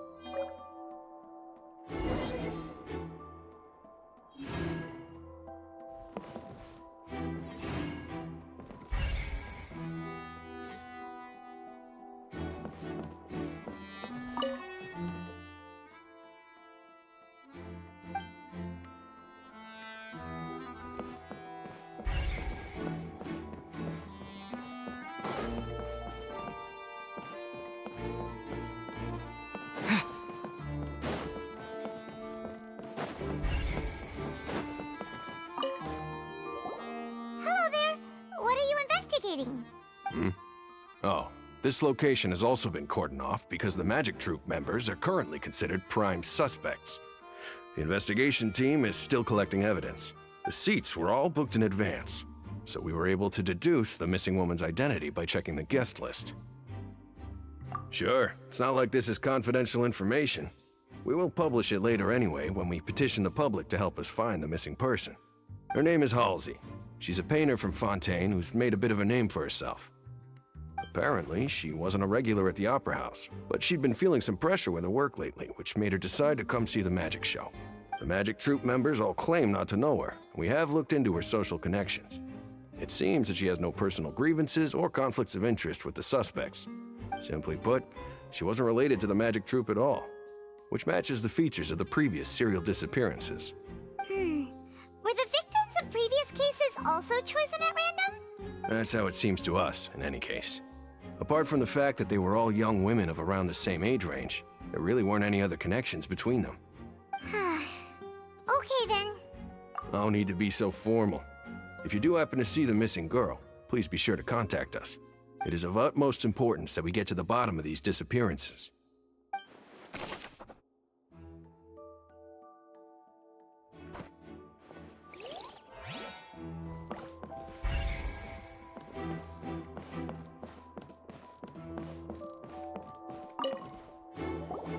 So this is the rope that broke and caused the water tank to fall. The rope looks pretty durable. How can it be burned through so quickly by fireworks? Why are you suddenly so serious, Traveler?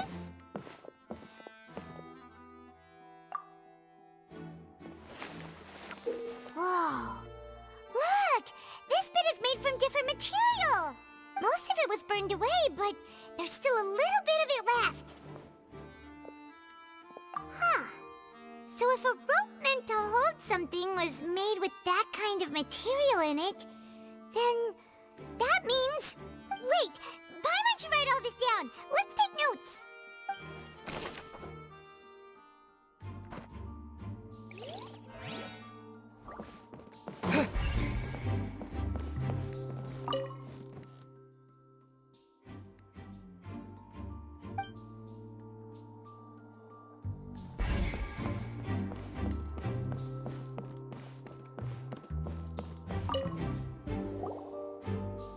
The investigation team has some new findings.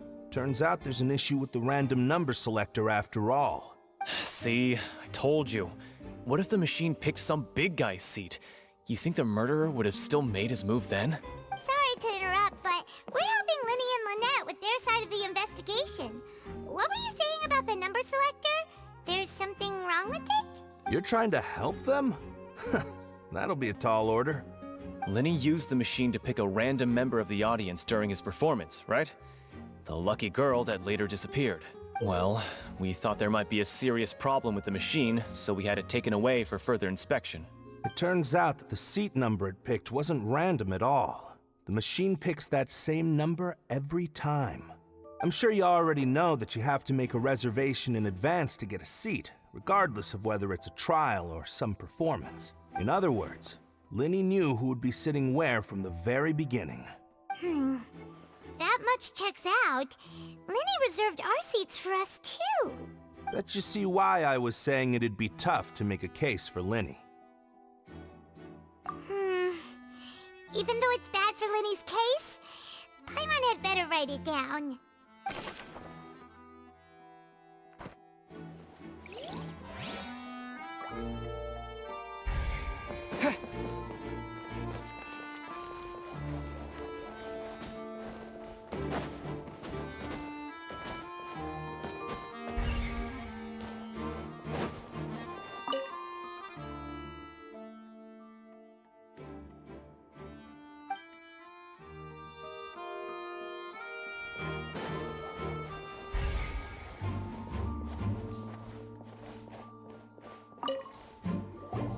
I see that you're investigating the area.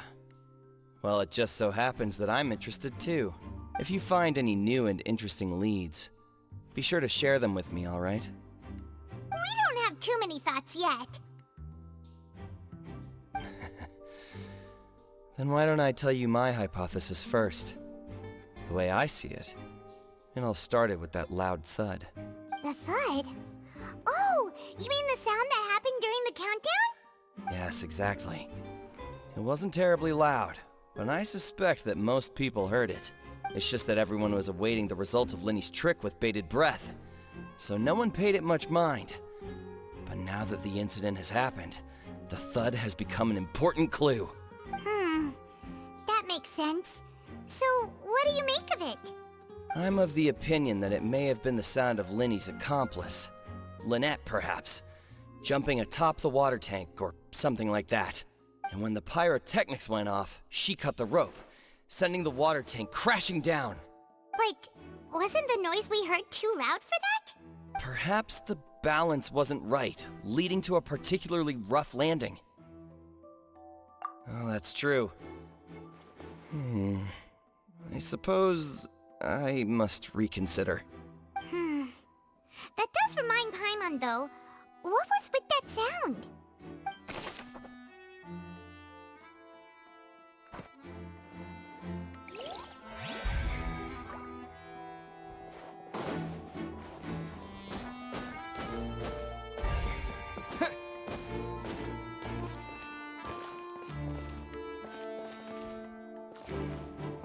Linny's still talking to the guards.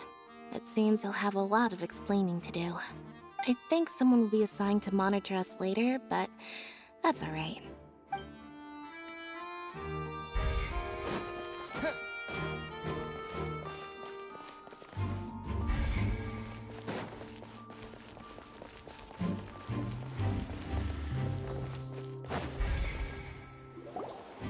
Hey, you! Yes, both of you! Over here! I've been keeping an eye on you for a while now. Huh? You mean us? That's right. If I'm not mistaken, you're also among those who wish to cut down the thorns and pursue the truth. No? And by the looks of it, you're not from Fontaine. Well, you're right on the more about that one, but who are you? Have you never heard of the Spina di Rosula? From mediating disputes and providing protection to solving conundrums, you name it, Spina di Rosula does it. And I, Navia, have the honor of being its renowned president. Though those who play by our rules call me boss. I'm Silver, her attendant. Pleased to meet you. And I'm Melus. Demoiselle's various daily needs and affairs are under my purview. Huh? Boss? Demoiselle? What gives with the names? Well, I am the second generation president. Melus and the others are still used to my previous title. My apologies, Demoiselle. Should you prefer, boss, I will endeavor to use that instead. No, no need. You don't have to call me boss. Just Navia is fine. Okay, if you say so. Not that we're members of Spina di Rosula anyway. All merely trifling details. Never mind. Now, back to the situation at hand. That's right. I've always kept an eye on the serial disappearance cases. My interest stems from a matter back from my father's time. Judging from the look of things, I find Linny an unlikely mastermind. Really? We think so too! That's why we're looking for clues now. But how did you come to that conclusion? Intuition, naturally. My unparalleled intuition. Farina sure was quick to point the finger at Linny without any decisive evidence whatsoever, wasn't she? But that's not uncommon for her. If you remember, the Justice had to interrupt her and ask if she was pressing charges just to keep her from getting carried away. Anyway, a trial begins the moment someone levels charges. And, of course, there was no way Farina was going to back down in that situation. Sounds more like you just don't trust the Hydro Archon. Well, what's your opinion? I must admit that she can be interesting at times, but liking her doesn't mean that I'll blindly agree with her. All right, I've answered your question. Now, it's time you answer mine. Wait a minute, did that answer count? Well, I say it does. But don't worry, you won't hear any pointless questions from me. In your opinion, do you think it's right to treat a trial like it's an opera? Well? And why would that be?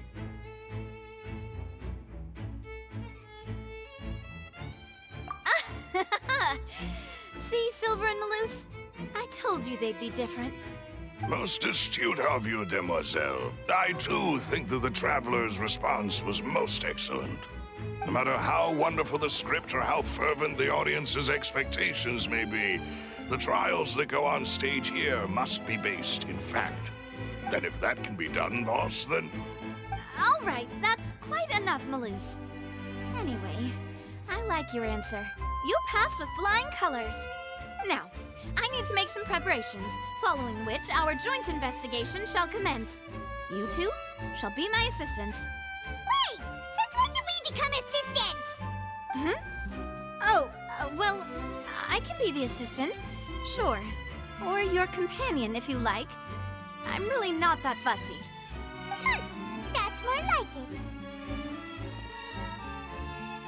it. Far be it from me to brag, but I believe that Demoiselle's intuition will be instrumental in uncovering the truth. You wish to save a friend from false accusations, and we wish to unravel the disappearances. In this sense, our goals are aligned. You have a point. You're quite the talker, aren't you, mister? And what about you over there? What do you think? You seem like you've got something on your mind. I have nothing to add. Oh, alrighty then. We'll be making some preparations first. Just be sure to let us know if they start revealing Linny's tricks. Thanks!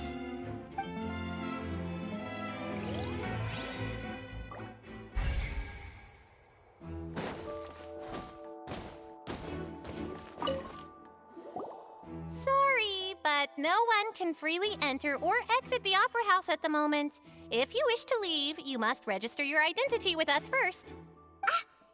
No, we're not leaving. We're representing Linny and Lynette as attorneys, so we're investigating the case. Were you always guarding this entrance? Yes. After the Chief Justice gave the order, everyone coming in or out must undergo a strict inspection. So, the missing girl couldn't have left from here. At least, not from that point on. I doubt there was much opportunity then, either.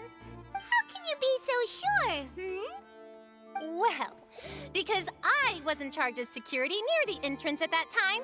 I couldn't see Linny's performance from here, which was quite a shame. Just my luck.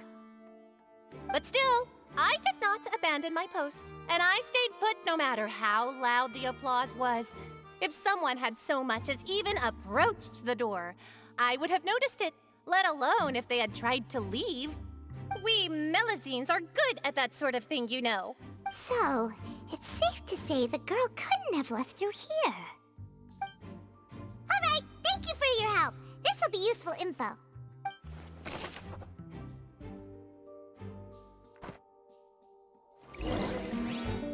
I've checked everything of note here at the performance venue. Paimon wonders how Linny's discussion with the guards is going. Let's go see, shall we? Ooh, things are getting interesting, huh? We're about to see how magic is made.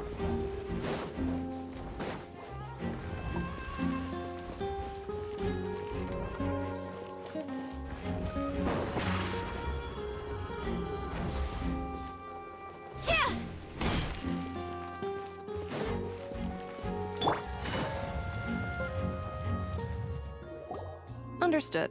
Then I will be going with you. Just so you're aware, I will be monitoring your actions and making notes as necessary. Very good. Thanks for being so agreeable.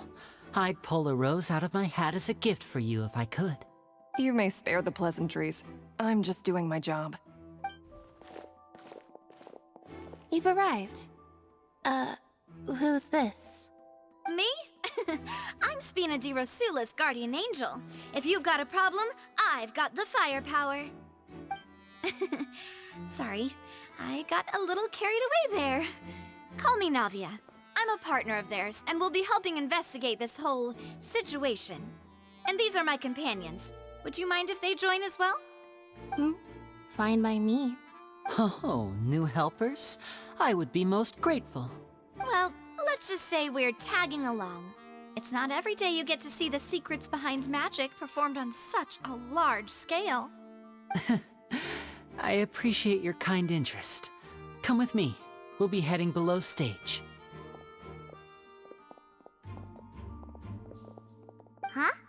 Below stage? Yes, a world of secrets is hidden beneath this magic box, prepared specifically for this switcheroo trick. But before I reveal everything, you should have a look first. Notice anything strange here?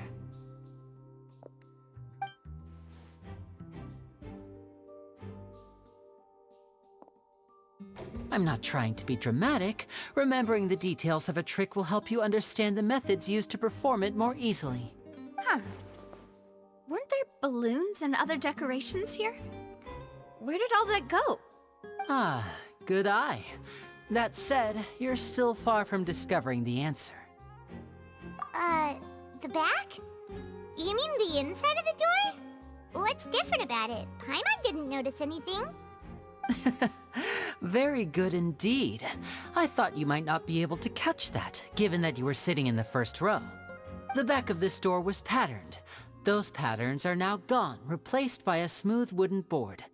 So, if you put 2 and 2 together, what do you get? Exactly. All right, let's go. I'll tell you how it works as we head down. Oh, so there was a passageway under the magic box! I knew you'd figure out most of it as soon as you saw this place. The 2 magic boxes are positioned right above the 2 entrances of the tunnel. See this flatbed trolley? The box with the lucky audience member in it would be shuttled over to the other side using the trolley. This trolley can raise and lower and even rotate, ensuring that the box will face in the right direction. I see. So that's the purpose of the box inside another box. Precisely. The inner box would descend after the audience member was put inside and be moved along the trolley, all while the outer box would remain on stage as if nothing had ever changed. So that's how you did it! Once the box was lowered, the trolley would store some energy through this device here, with which it would complete the rest of the steps. The audience member would only be able to feel some slight movements in the dark, and by the time she walked out, she would already be back on stage. Right! You were talking that whole time, and you even came out for a moment near the end! Ah, yes. A phonograph operated by Lynette was used to achieve that effect. My assistant and I had already scripted our conversation beforehand. When the countdown began, I had already gone to the opposite box via a tunnel using that ladder. And what about Lynette? Where was she? I was in the mezzanine space in the back of the box. Oh, interesting! That's how we were able to coordinate Linny's lines with the assistant. And, by the way, I was the one who walked out of the box at the end. I mean, we are twins. All it takes is a change of clothes and no one can tell who's who. And that's my favorite part of this trick. Only Lynette and I can perform it. So that's how it all worked! Wow, every detail you revealed was more amazing than the last! Lynette would briefly walk out of the box and then go back in, jumping into the tunnel and escaping before the box on the trolley could finish ascending. And then I walk out of the other box in the audience area, and the trick would be complete. The operative word here being would. But as you saw, Cal was in the box, not our audience member. She, on the other hand, mysteriously vanished. We really don't know how that happened. If not for that interlude, this would have been an astonishing trick. I probably never would have figured out how you pulled it off. And yet, to think that someone was able to use this magic trick to commit a crime. Could we have a look around? I think we can come up with some more leads. This is the scene of the crime, so Linny and Lynette are not permitted to stay here. I'll escort them back up. Yes, of course. No need to be so strict now. I won't disappear into thin air, you know. Thanks, everyone. We're counting on you.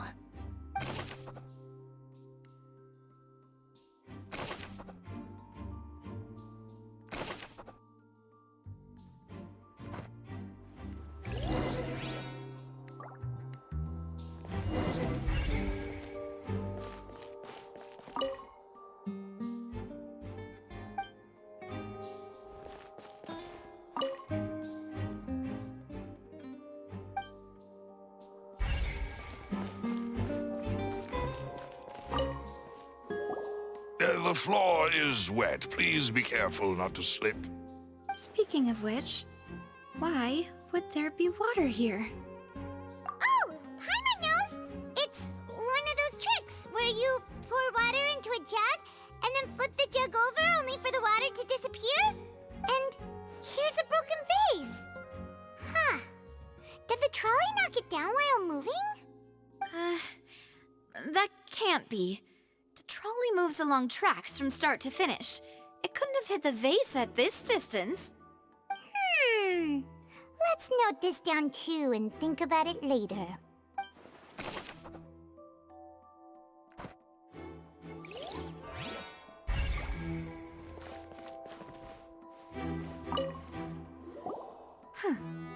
What's this?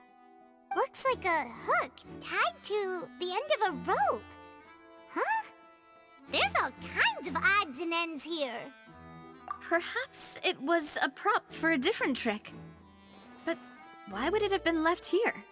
Whatever it is, let's make a note of it first.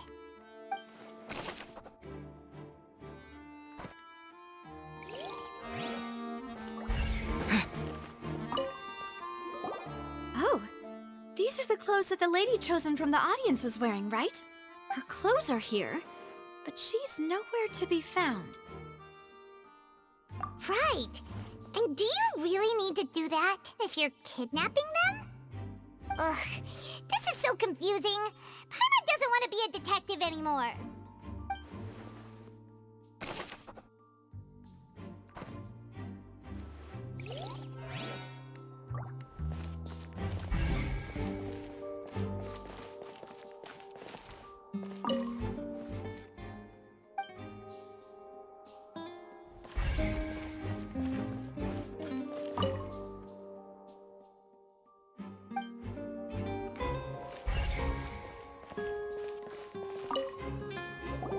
What is this place? It seems someone could fit through here. Huh. Could this have been the suspect's escape route? Alone, perhaps. But if they had to pull another person with them, this space would be too narrow. But there are no other ways in or out of here.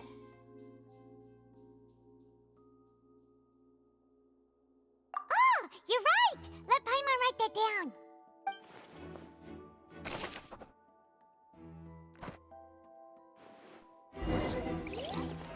Seems we're just about done investigating down here.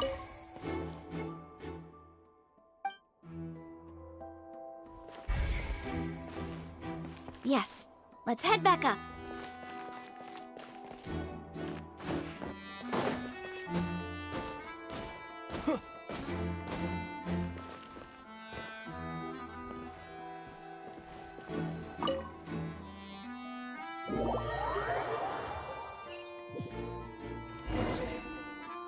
Well, we've ascertained the state of the crime scene.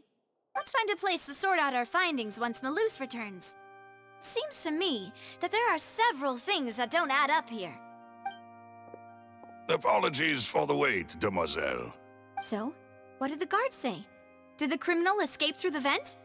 They believe the odds of that are very low, since the vent leads to the Opera House's basement. The guards have checked the area carefully. No one left through the basement during the performance or after the incident, and no one was found hiding there. So the tunnels become like a secret chamber then! You know, like the kind you usually see in novels! The plot thickens. Halsey's disappearance and Cowell's death are both quite inexplicable. No wonder Farina was so confident in her accusation. All the current evidence points toward Linny and Lynette. In other words, the charges are very likely to be upheld unless we make some considerable progress. Charges and then trial. So if the charges are upheld, they'll announce a sentence? That's right. This is how a trial goes in the Opera House. During the proceedings, the Chief Justice and the Oratrice will hear statements from both sides. That's right. This is how indemnitium is produced. The statements from both sides, the defenses from attorneys, witness testimonies, and even the audience's emotions will all be projected on the Oratrice. To put it simply, it's as if the Oratrice has its own will, and is a judge in its own right. This also precludes any kind of favoritism on the part of the Chief Justice. Not that this has ever happened anyway. Once both sides have finished speaking, the Chief Justice will make his final decision. This, too, will be used by the Oratrice as a reference. Then, finally, the Oratrice will be consulted by officials. The result it returns is the will of justice itself. Huh? So that machine is the one that actually decides? Paimon thought Neverlet called the shots. In practice, there is very little difference. Both have always come to the same judgment, which is why people have great faith in the Chief Justice. Ah, yes, the guards also asked me to convey that none of us will be allowed to leave this place before the trial. Huh? Why? Because we've chosen to act as the twins' proxies. That makes us persons related to the case. They're concerned that we might be colluding with outside parties, or that we might find outside help to disrupt the case. And even if that were not so, it could prove problematic if we happen to spread key information about the case ahead of time. I'm ready to break out at any time. Whoa, whoa! There's no need for that! Paimon thinks they have a point. That said, are they providing food? Of course. I just hope you don't mind the lack of options. I'm afraid that catering to all tastes is not in the cards, nor is any guarantee of balanced nutrition. In that case, let's just sort out our findings together here. Pity. I was hoping to take you to try some of Fontaine's famous desserts, too. I mean, what better way to properly think through our findings than over some tea and sweets? Huh. Breaking out suddenly doesn't seem like such a bad idea after all. Just kidding, just kidding. Paimon will still do her best, even if there are no snacks. What do you mean, no snacks? Of course we'll have snacks. If we cannot buy some, then we'll simply make some. Huh? Here? But how? Understood, Demoiselle. Everyone, please come with me.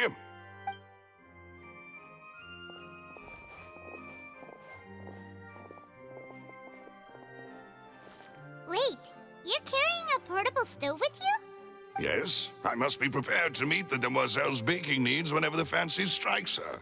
I have eggs, sugar, and almonds at the ready. Good work, you two. Then I'll get to it. Please sit tight for a moment. You'll get to taste my awesome snacks soon enough. These three are quite the interesting group.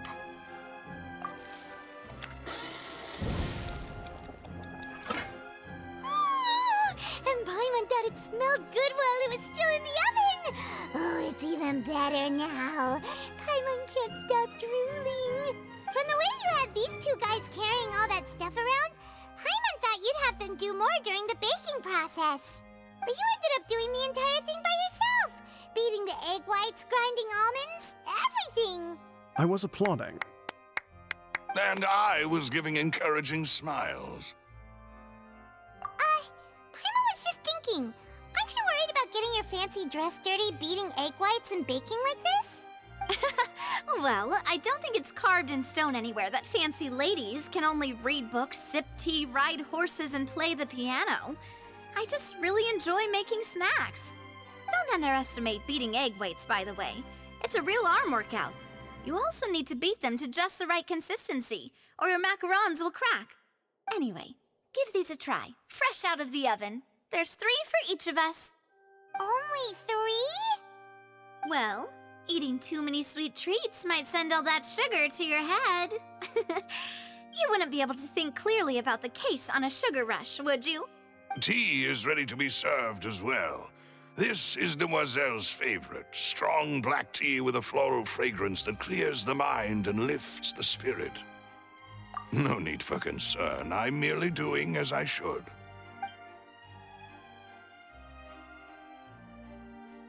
All right then. Down to business. As Paimon mentioned previously, the tunnel seems to be something of a secret chamber. However, we can assume that Linny and Lynette were not alone within it. Some criminal also occupied its sealed confines. The magician twins could have committed the crimes, of course, but they lack any logical motive. Exactly!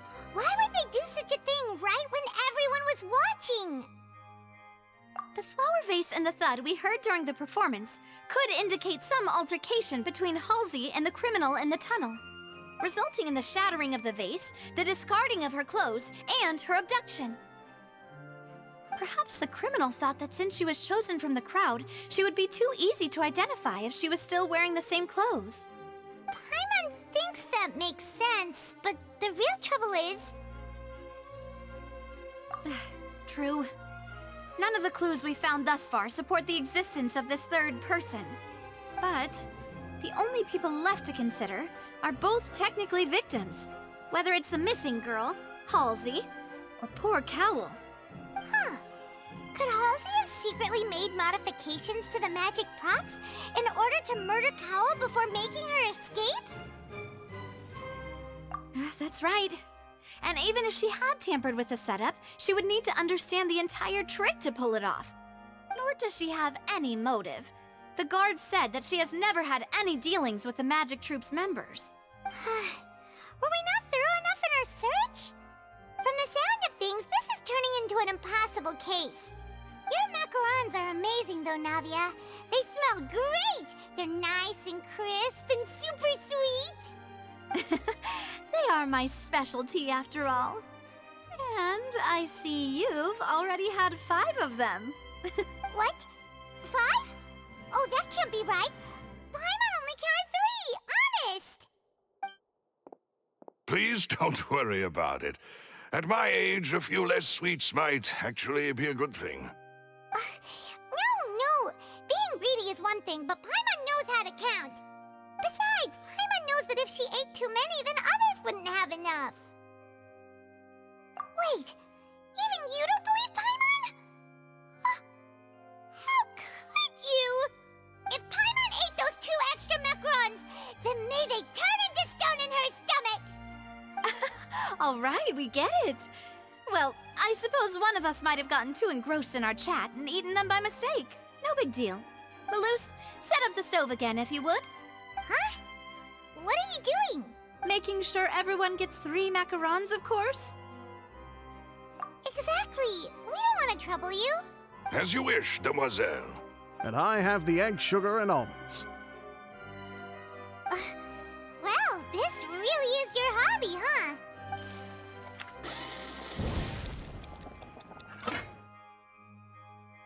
Well, that's it for snack time.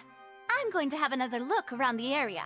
I don't know what we're looking for yet, but we've still got some time. As attorneys, I suggest the 2 of you think the case over again. It would be awkward if you got all tongue-tied on stage during the trial. All right, thanks for your help, and for the snacks. It was nothing. A small task for the Spina di Rosula. Silver, Maloose, it's time to go. I'll be back if I find anything new.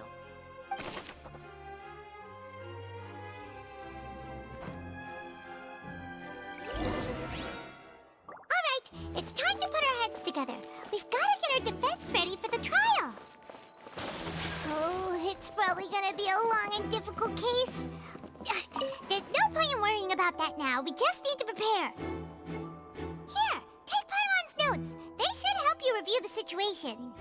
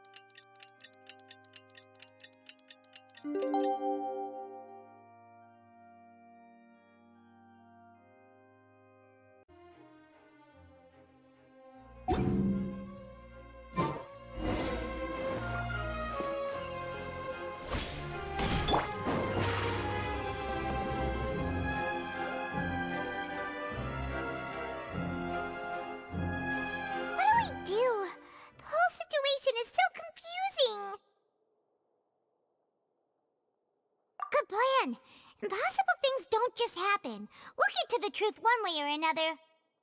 Just relax. Even if everyone else suspects Lenny and Lynette, at least we will be supporting them from the stands. Besides, I doubt Farina understands any more about what happened than we do. Thanks, Navia. Well, we'll be going then. Best of luck to you.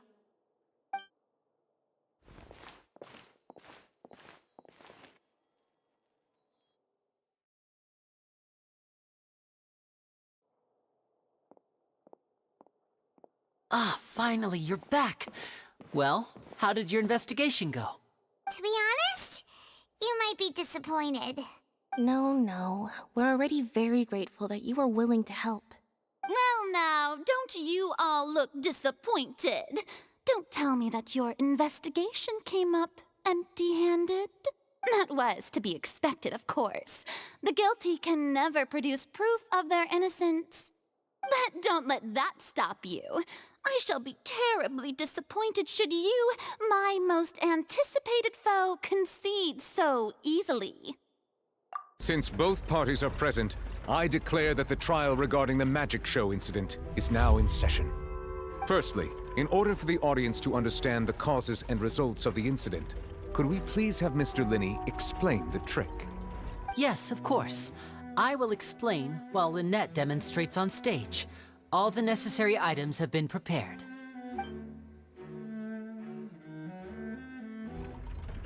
Thank you, Mr. Linney. In that case, I take your statement to be that you ran to and remained hidden within the magic box in the audience stands once the trick began, and thus could not have committed the crime. Is this correct? Yes, that's correct, Your Honor. In that case, I call upon the prosecution. Lady Farina, do you wish to refute his statement in any way? Why, of course I do. Allow me to take the first shot and break this case wide open. Mr. Linney is clearly lying. There is no way you could have been in the box the whole time if you were to abduct Halsey and murder Cowell. In fact, I'd say you were hardly in that tunnel at all. That is simply your hypothesis based on the presumption that I'm guilty. Oh, is that so? And if I may ask, what did you hear while you were inside your box? The roaring countdown of the crowd, of course. That's how I kept track of the time and built anticipation for the finale. And you didn't hear anything else at all? Nothing that might leave an impression of any kind? No, nothing. I see. But when the count reached 30 seconds or so, there was a thud. One so loud that I believe practically everyone heard it. Huh? Hey, hang on! Something's not right here. Yeah, I'm sure he could have heard a noise that loud from inside the box. I was right by the box and I definitely heard the thud. Look at those scales. Could those mean...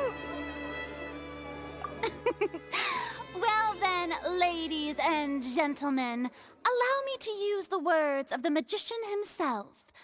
You never know what can happen in the blink of an eye. Indeed, it seems his alibi can also collapse in the blink of an eye.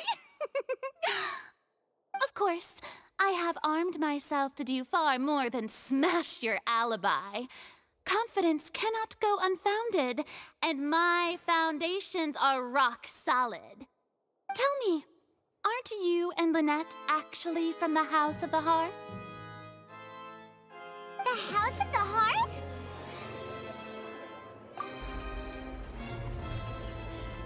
No wonder they did something like this. So the serial disappearances were the Fatsui's doing. Now it all makes sense. I've got a feeling that what happened on stage probably wasn't just an accident. That's irrelevant. Our identities have nothing to do with what happened. Indeed. Then perhaps you could tell us everything that happened during that 1 minute. Your first priority is to prove yourself innocent after all. I'm sure there is little that needs to be kept secret now. Unless your script already has holes in it. The Outlander is speechless. My, oh my, don't they look flabbergasted? Now comes the infighting and discord, I suppose. This was almost too easy. Good thing I made all those preparations. Seems the all-nighter I pulled last night is really paying off. Hey, Linny! Why didn't you tell us this before? Order! Order! Mr. Linney, allow me to re-establish the facts. Lady Farina has raised 2 points. First, when the thud was heard in the Opera House, you were neither in the box nor the tunnel. Second, you and Ms. Lynette are both members of the House of the Hearth. Are these claims true?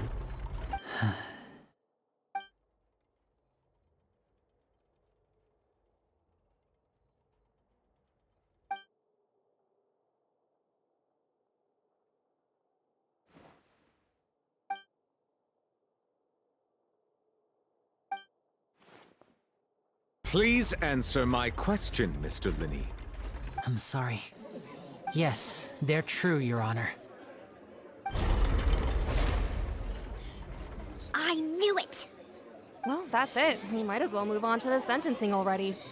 What should we do now? Granted.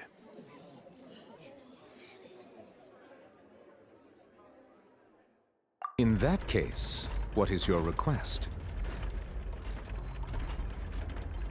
Is that really necessary? They're already as good as guilty. The defendant deceived their own attorneys. What is there left to discuss? Order! Order, I say! Your request is reasonable, and we shall adjourn. This trial will reconvene in 1 hour. So you would stick to Mr. Linney's defense even after knowing what you do now? You certainly have more professionalism than I thought. In that case, my dear audience, let's allow the joy of victory to steep for a little while longer.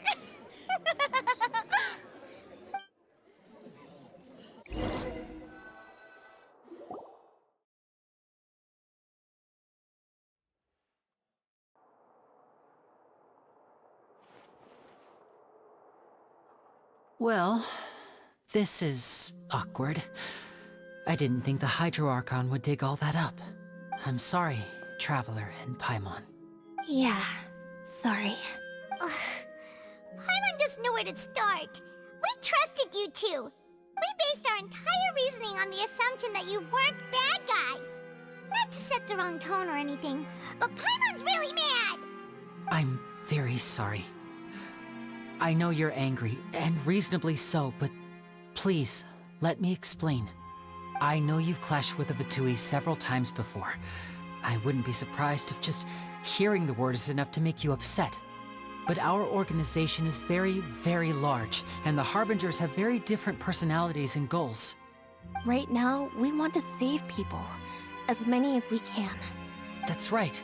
I'm sure we're on the same page when it comes to this nation and the disaster that its people might face. I knew if it weren't for our respective identities, we could become good friends. That's why I didn't wish to flat out lie to you, but chose to hide some details instead. The truth is very important, but being completely transparent about everything would see us spending more effort than we need to. Right. So, you be the judge. Heck, if I were you, I fear that I'd even struggle to trust me at this point. You met a Fatus who works as a magician, a trickster by trade. All by coincidence, too. But still, I'm asking you to trust me. I am no criminal. At least, not in this case. Sorry. Please forgive us. Well, you both say that, but... Right, let's hear your answer first, and no lies now! Of course. I'll answer any question you ask. We've been trying to find out how the Oratrice operates. We want to know why it has a consciousness. Why can it deliver sentences accurately? During our investigations, we learned that the machine's core is beneath it. From that moment on, Lynette and I have been designing this box swap trick, with the objective of getting close to the core. Is that why you needed a whole minute? That's right.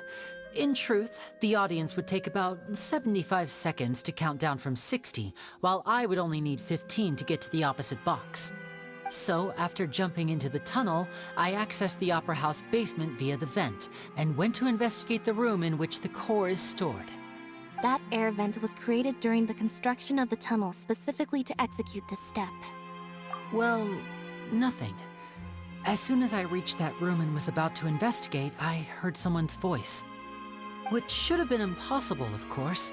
I was quite certain that I was the only one in the room. That voice seemed to recognize me and tried to speak to me. I chose to err on the side of caution and retreated the way I came. On the way back, I saw the broken vase and the clothes on the ground, but the countdown was almost finished, so there wasn't time to give it any thought. After that, the homicide occurred just as you saw. Well, that explains why you didn't hear the thud. Because of that prophecy I told you about, of course. We must know all we can about this nation's secrets in order to deal with that prophesized crisis. That's the only way we can save everyone. So, there you have it. The whole truth. I swear, I didn't hide anything from you this time. It was never my wish to proceed under this cloud of mistrust either. But like I said earlier, you can be the judge. If you want to leave because you don't trust the Fatui, there's nothing I can do to stop you. Well, Traveler, you decide. Paimon will follow your lead however you choose.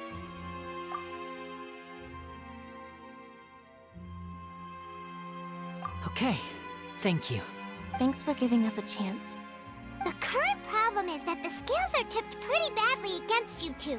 If we want to refute the Hydro Archon's accusations, we're gonna need a seriously watertight defense. Huh? Oh, Paimon thinks she gets what you mean.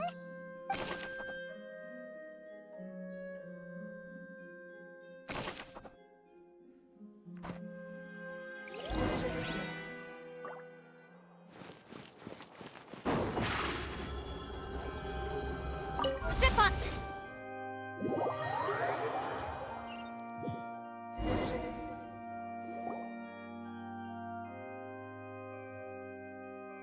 Both parties have returned to their positions. Let us continue the trial. When last we left off, Mr. Linney acknowledged the new evidence presented by Lady Farina as fact. Therefore, Lady Farina may continue stating her reconstruction of the events. Ugh, that took long enough. Now then, if everyone would lend me their attention. At this stage, let's revisit that scene from Linney's perspective.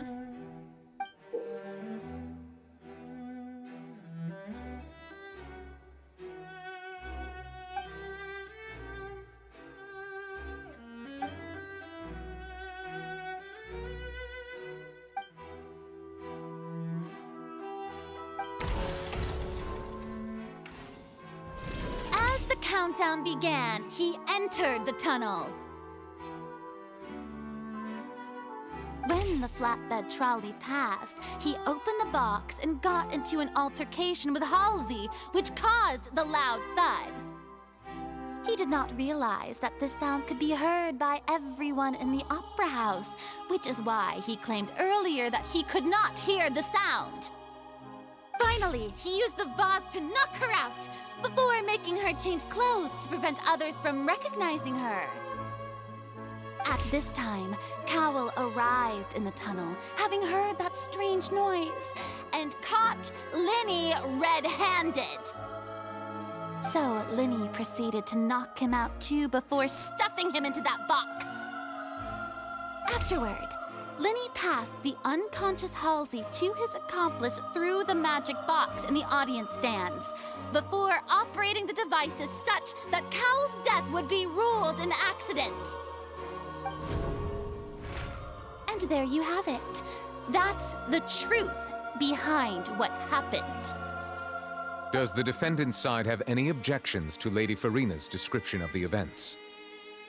The key to refuting Lady Farina is the order of events, what Linney experienced, and what he saw.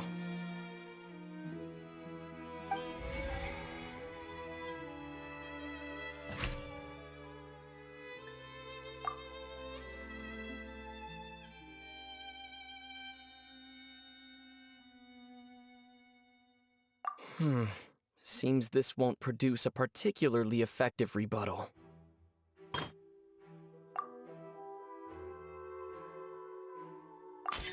According to Linny, he left via the vent after entering the tunnel. He couldn't have had that altercation with Halsey.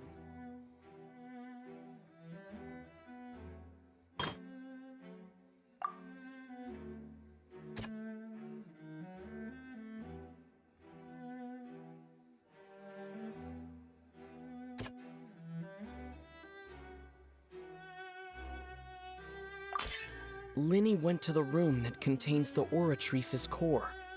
This is the actual truth.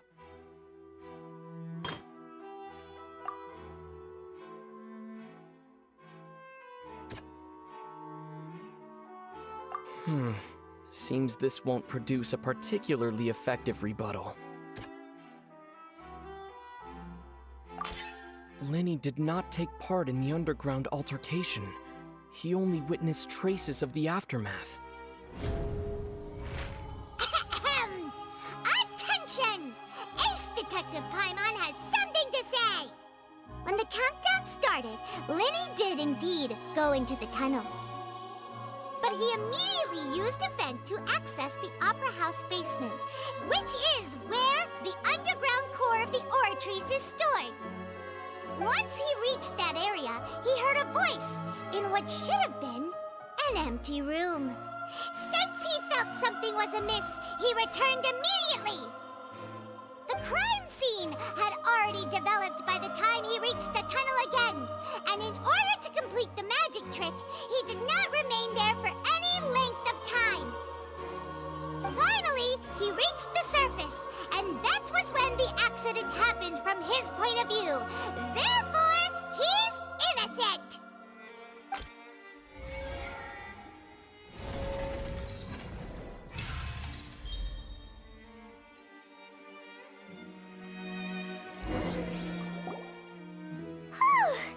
Paimon did it! Paimon actually managed to say all that! Wasn't it awesome?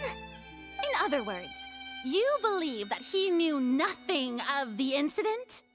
That's right! My reasoning?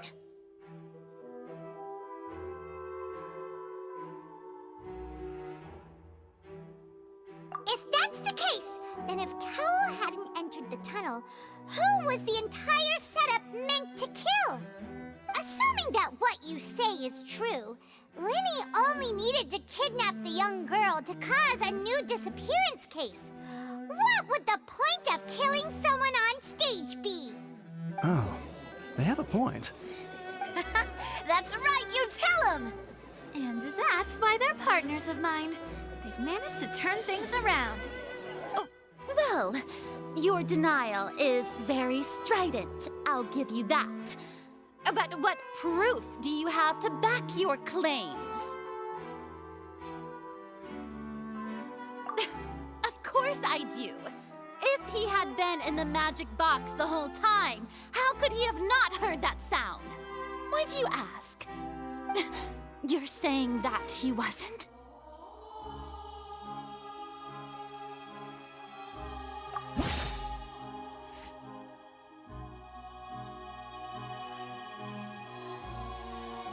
Are you sure we don't need to give this more thought?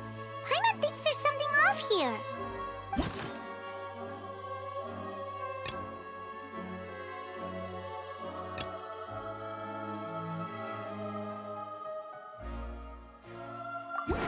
That's right! Linny wasn't in the box or in the tunnel. That's why he didn't hear anything strange during the performance. This means that when the crime happened, Linny had already entered the basement via the vent. The same clue you used to disprove his alibi has now become the best proof! How do you like that? Well played. To think you'd use such logic. Well then, if it wasn't Linny who committed the crimes, then who was it?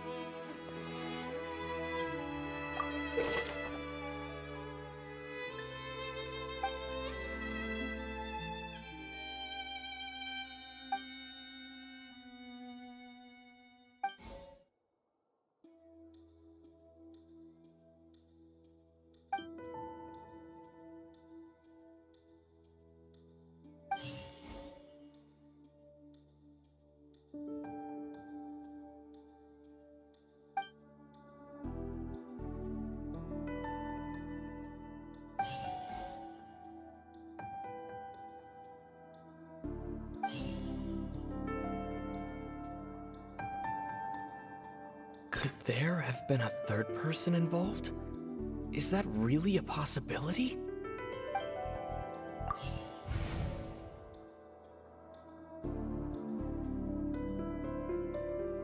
The deceased's name is Cowell, Linny's assistant.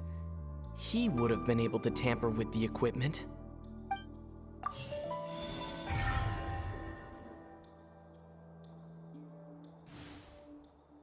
Huh? That can't be right. Are you serious? The killer was, in fact, Cowell, the deceased! Oh, is that so? How interesting! Let's hear your reasoning then. What I must do next is recreate the truth. What Cowell did, and how he went from would-be perpetrator to victim.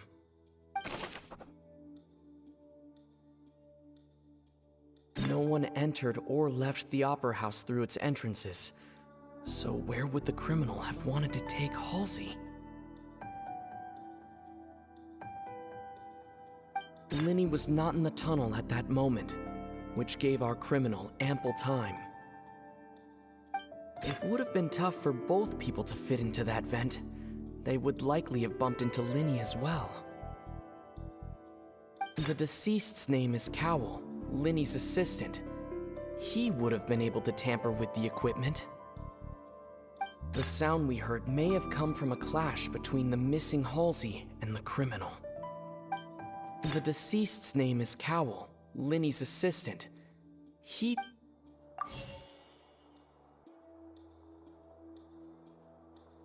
Halsey's clothing was in the tunnel, so there must have been some fear that she would attract attention.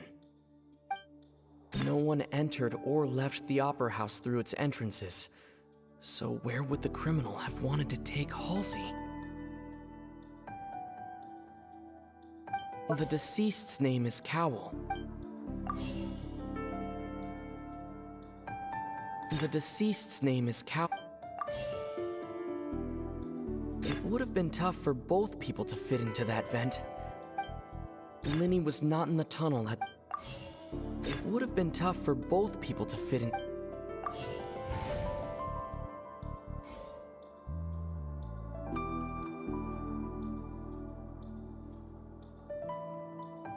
Linny was not in the tunnel at...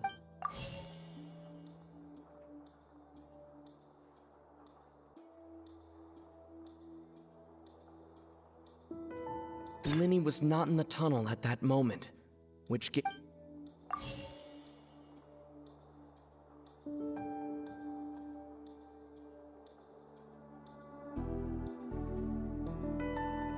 It would have been tough for both people to fit into... The deceased's name is Cowell. Halsey's clothing was in the tunnel, so there must have been some fear that the sound we heard may have come from...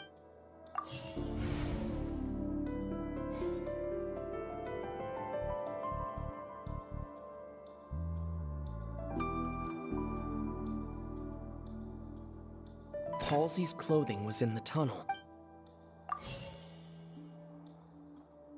It would have been tough for both people to fit into that vent. They would likely have bumped into Linny as well.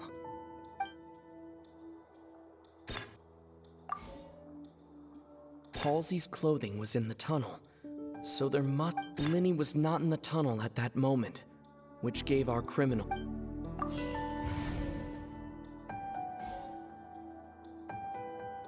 Linny was not in the tunnel. No one entered or left... No one entered or... Halsey's clothing was in... The sound we heard may have... No one entered or...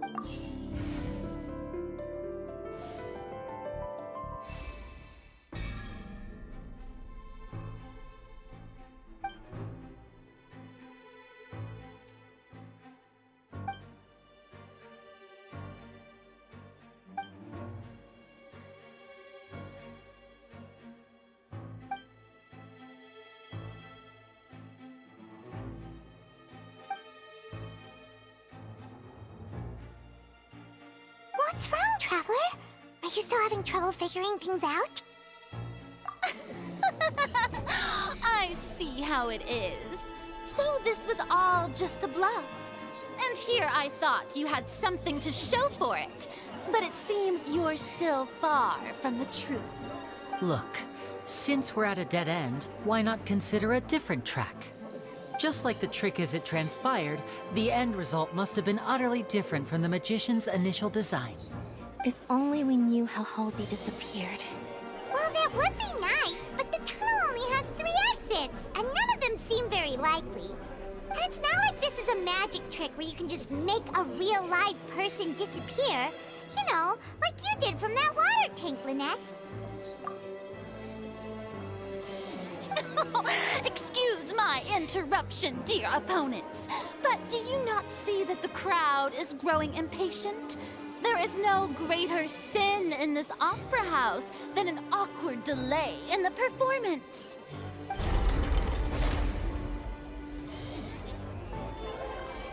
If the defense is unable to make further effective arguments, we will move on to the next stage of the trial.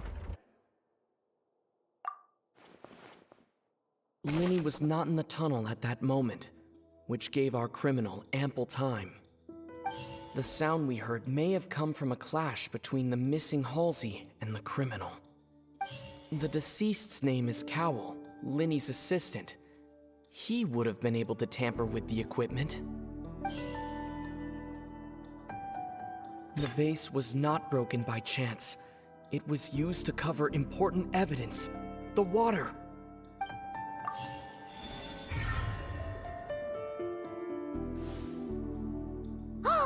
Paimon gets it! It all comes together if Halsey disappeared instead of being kidnapped. Lynette escaped from the water tank, vanishing gradually and leaving only clothes behind. If there's a similar method where a person could be transformed into water... Oh, just a moment, please. I do hope you know how preposterous you sound at the moment. How could a person ever be transformed into water? This is reality we're talking about here, not some magic trick. Must we really? I should think that of anyone. Your friend Linny already knows this truth very well. Magic tricks are ultimately just illusions and misdirection. But Halsey's disappearance is very real. We're talking about 2 completely different things. Even so, I trust the Traveler's judgment. The truth must be out there somewhere. Perhaps some new line of reasoning may open if we try to gather all the focal points that don't make sense. Since Cal was the deceased, we haven't placed much attention on him. But given that we aren't making much progress with the case, it wouldn't hurt to have a look at his belongings, would it? People really do come up with all sorts of harebrained schemes when at the end of their rope. The way I see it, your suggestion that we broaden the scope of our investigation is nothing but a tactic for stalling the trial. Nevertheless, I believe that this is a reasonable request on the part of an attorney.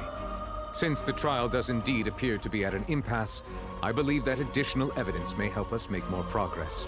Guards, please step into the lounge and examine the personal effects of the deceased, Cowell.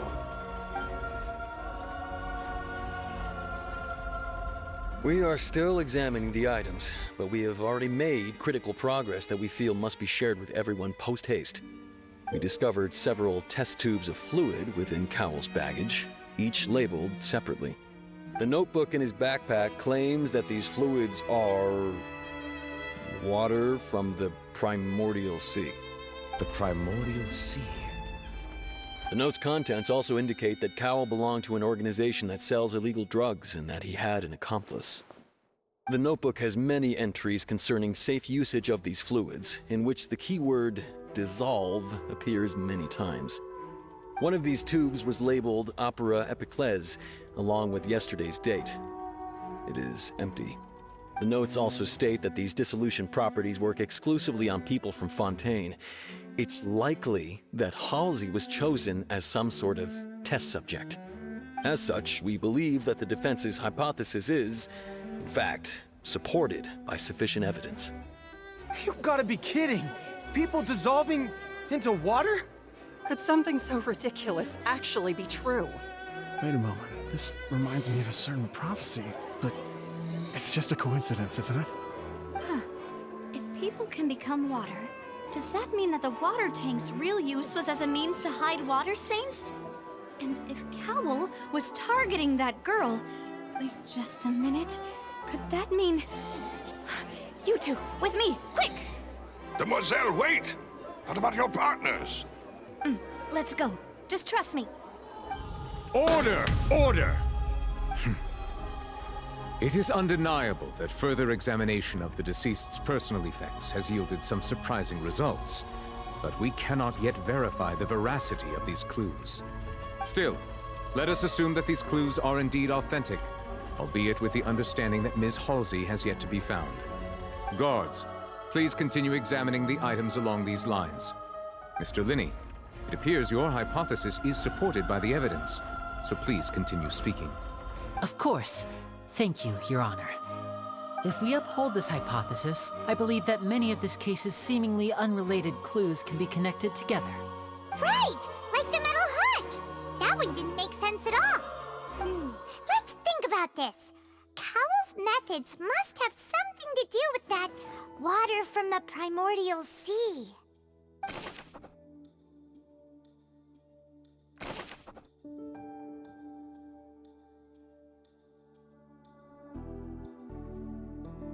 The deceased's name is Cowell, Linny's assistant.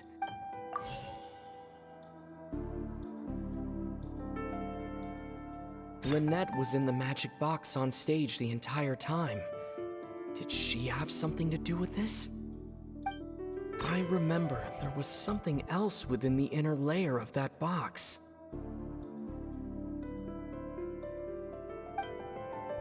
Now it seems like the hook rope was not meant for another magic trick, but was instead some form of triggering mechanism. The water from the primordial sea should already...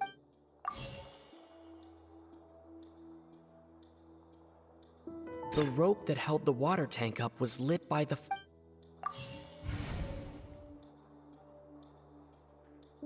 Lynette was in the magic box on stage. I remember there was something else within the inner leg.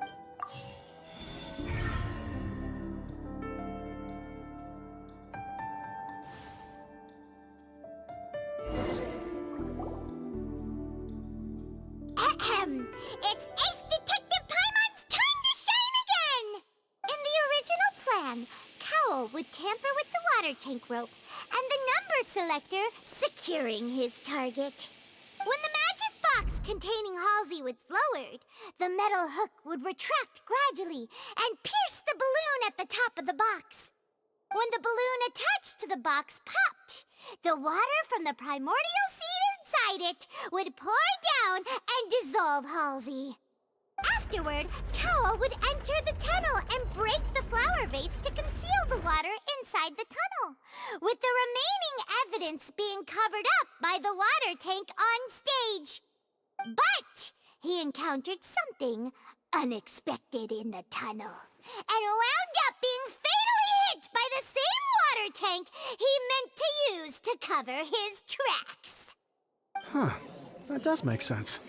That actually links together a lot of the more confusing pieces of evidence. Oh dear, what do I do? Even I think it's not convincing somehow.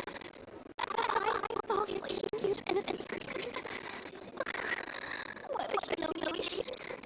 Now, it seems like the only point of contention remaining is the exact circumstances that led to Cal's death. His notes mentioned he had an accomplice who could be related to the situation. On that note, the guards have just contacted me indicating that they uncovered new evidence. I shall now invite him on stage to share it with us. Thank you, Your Honor. We were just inspecting the luggage of the other people involved in this case. And we found an identical sample of the water from the primordial sea among Linny's personal effects. What? That can't be. Oh, I see. Well, how wonderfully comedic to have your own counterattack only to come back and wound you. Does this not clear all doubt? My dear citizens, my loyal audience, allow me to present my reasoning and bring this performance to a swift close. Linny did not need to take part in the dissolution of the young woman at all. Indeed, he did leave the scene via the vent. Having made modifications to the props beforehand, his accomplice Cowl then caused Halsey to vanish using the water from the primordial sea. But upon his return, in cruel avarice, Linny desired sole credit and prepared to do away with his partner in crime. Ultimately, he knocked Cowl out, and the tool meant to cover the crime up also became a murder weapon. Now, as much as I regret having come to such a viciously straightforward conclusion, it does seem that the famed Fatui is quite the cold-blooded and ruthless organization. Am I right, Mr. Linny? We've used up all the evidence we collected. There's no way for us to make a rebuttal here. Is this the end of the road?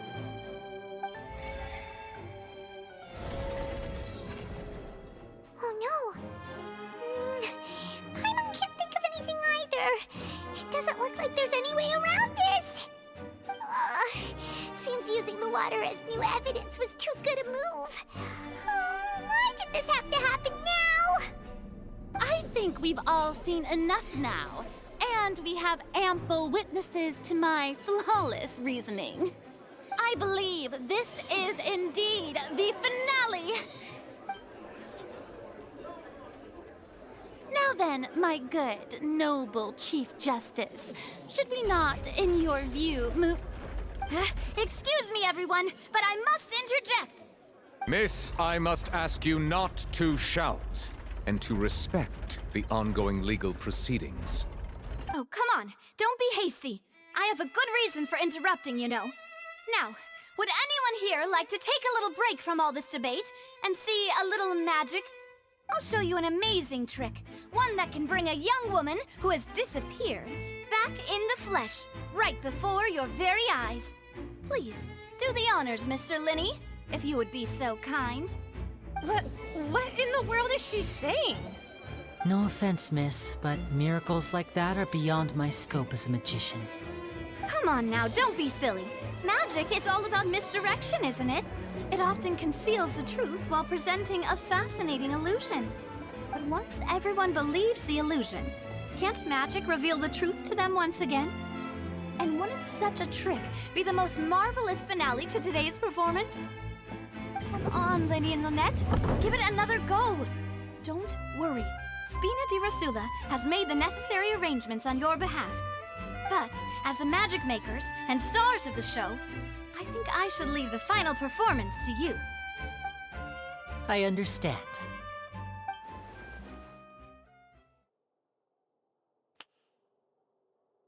And voila!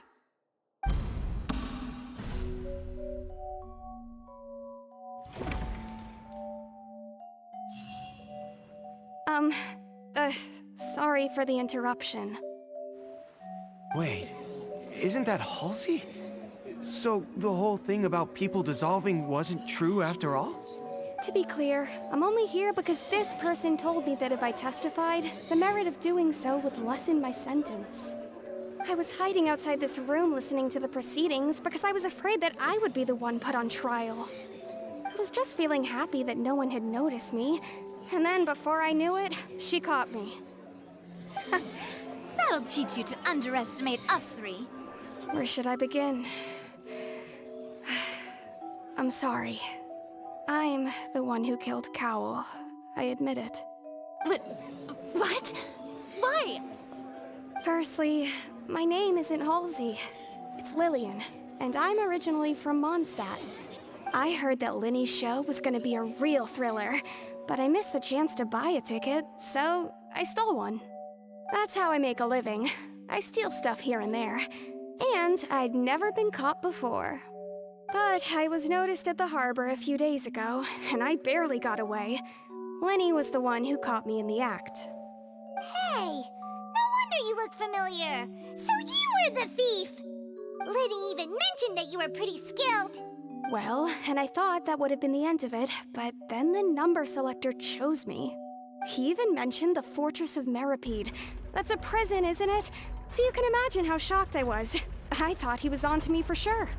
So I played along with the show while looking for an opening to flee, but then I got water poured on me for no reason, and then someone jumped into the tunnel to nab me. I wasn't going to take that lying down, so I knocked him out and stuffed him into the box. There was nowhere to run from there, though, so I had to change my clothes and hide in a box containing performance costumes. I slipped out after the first guard arrived at the scene and continued hiding inside the opera house. Can a person even hide in there? But I swear I didn't know that the water tank would fall down. Really, I swear it. Had I known that, I wouldn't have put him in the magic box. I may be a thief, but I'm no killer. Well, that makes everything pretty clear now, doesn't it? This time, we need to tell the entire story from Lily-Ann's perspective.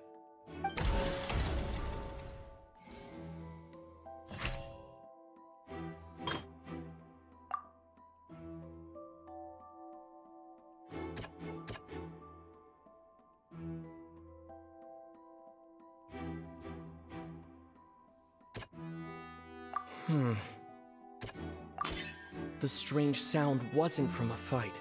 It was Lily-Ann's attempt to break out when she was frightened.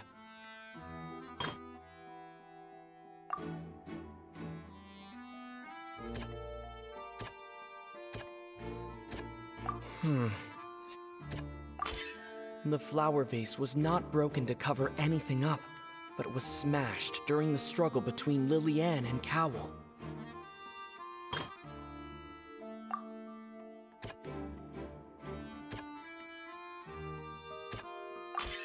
Lily-Ann was afraid that she would be recognized if she left, so she changed clothes and hid, biding her time. Just what one might expect of an experienced thief. And it's Ace Detective Paimon time! Having been selected out of the blue, Lily-Ann panicked. Her panic only intensified after she entered the tunnel and had water poured on her head. So she kicked the door open, producing the thud we all heard. Hearing the commotion, Cowell leapt into the tunnel, only to discover that Lily-Ann had not dissolved. He did not know that Lily-Ann was not from Fontaine, but was a thief who made her way in by stealing a ticket. Mistakenly believing that the water from the primordial sea needed time to take effect, he tried to force Lily-Ann back into the box. The two broke the flower vase during the struggle, but Lily-Ann came out on top, knocking Cowell out and putting him in the box. With no way of escaping, she changed her clothes and hid in the costume trunk until the performance ended.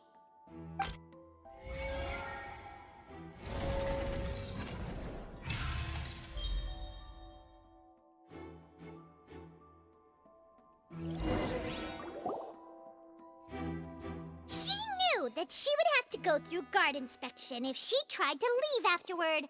So, she has been trapped in the opera house these last 2 days. She had already become desperately hungry by the time we were chatting over macarons.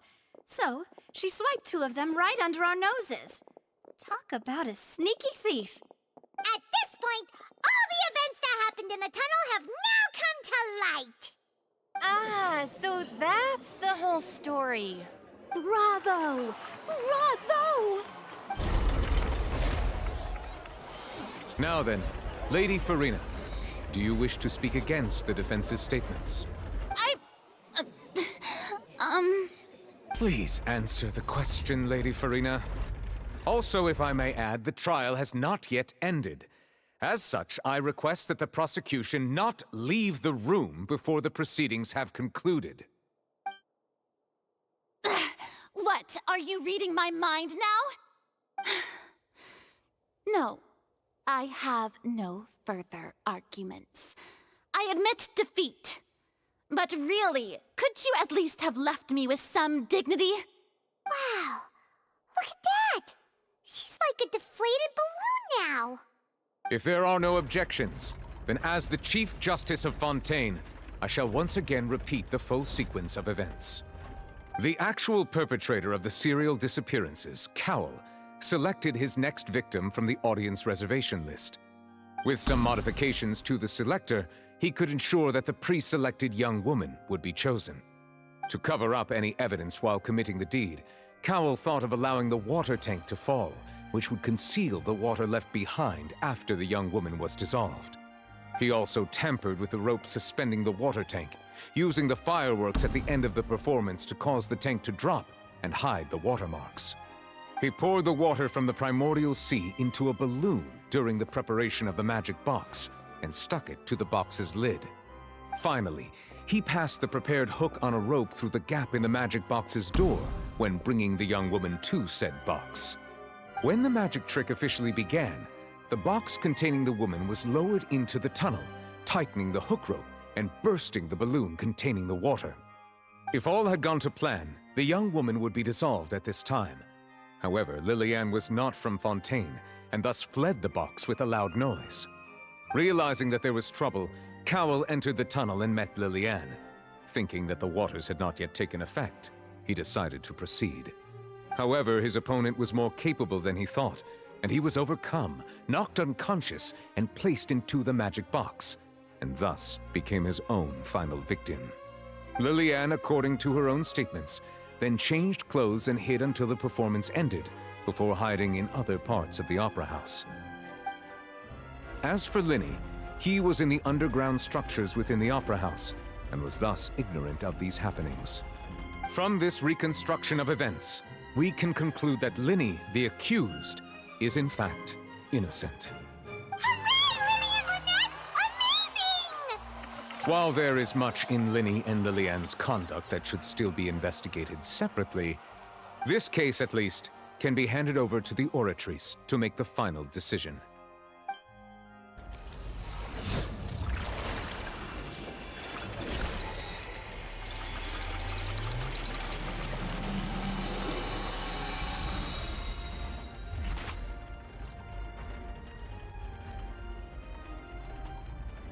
As such, Linny and Lynette are officially declared not guilty.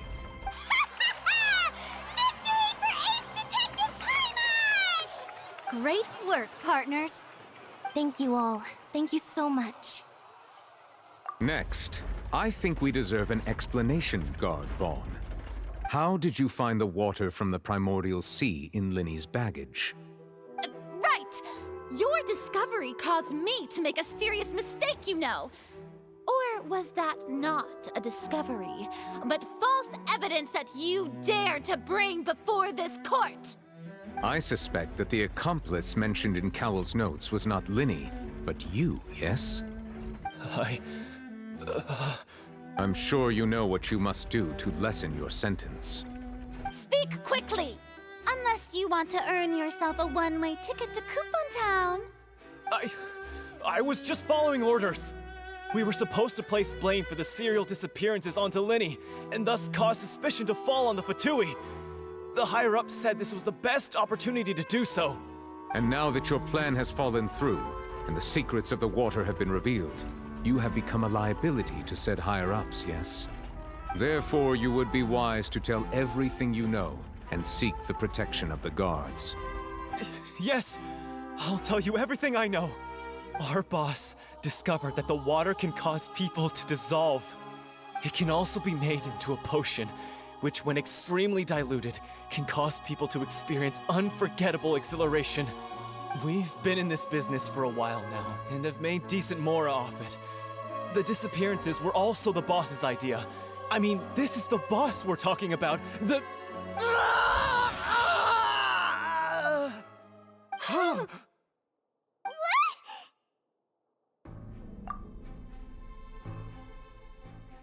And now he can no longer talk. Such ruthlessness. I shouldn't have expected any less of them. An outrageous act. All present, please submit to inspection immediately.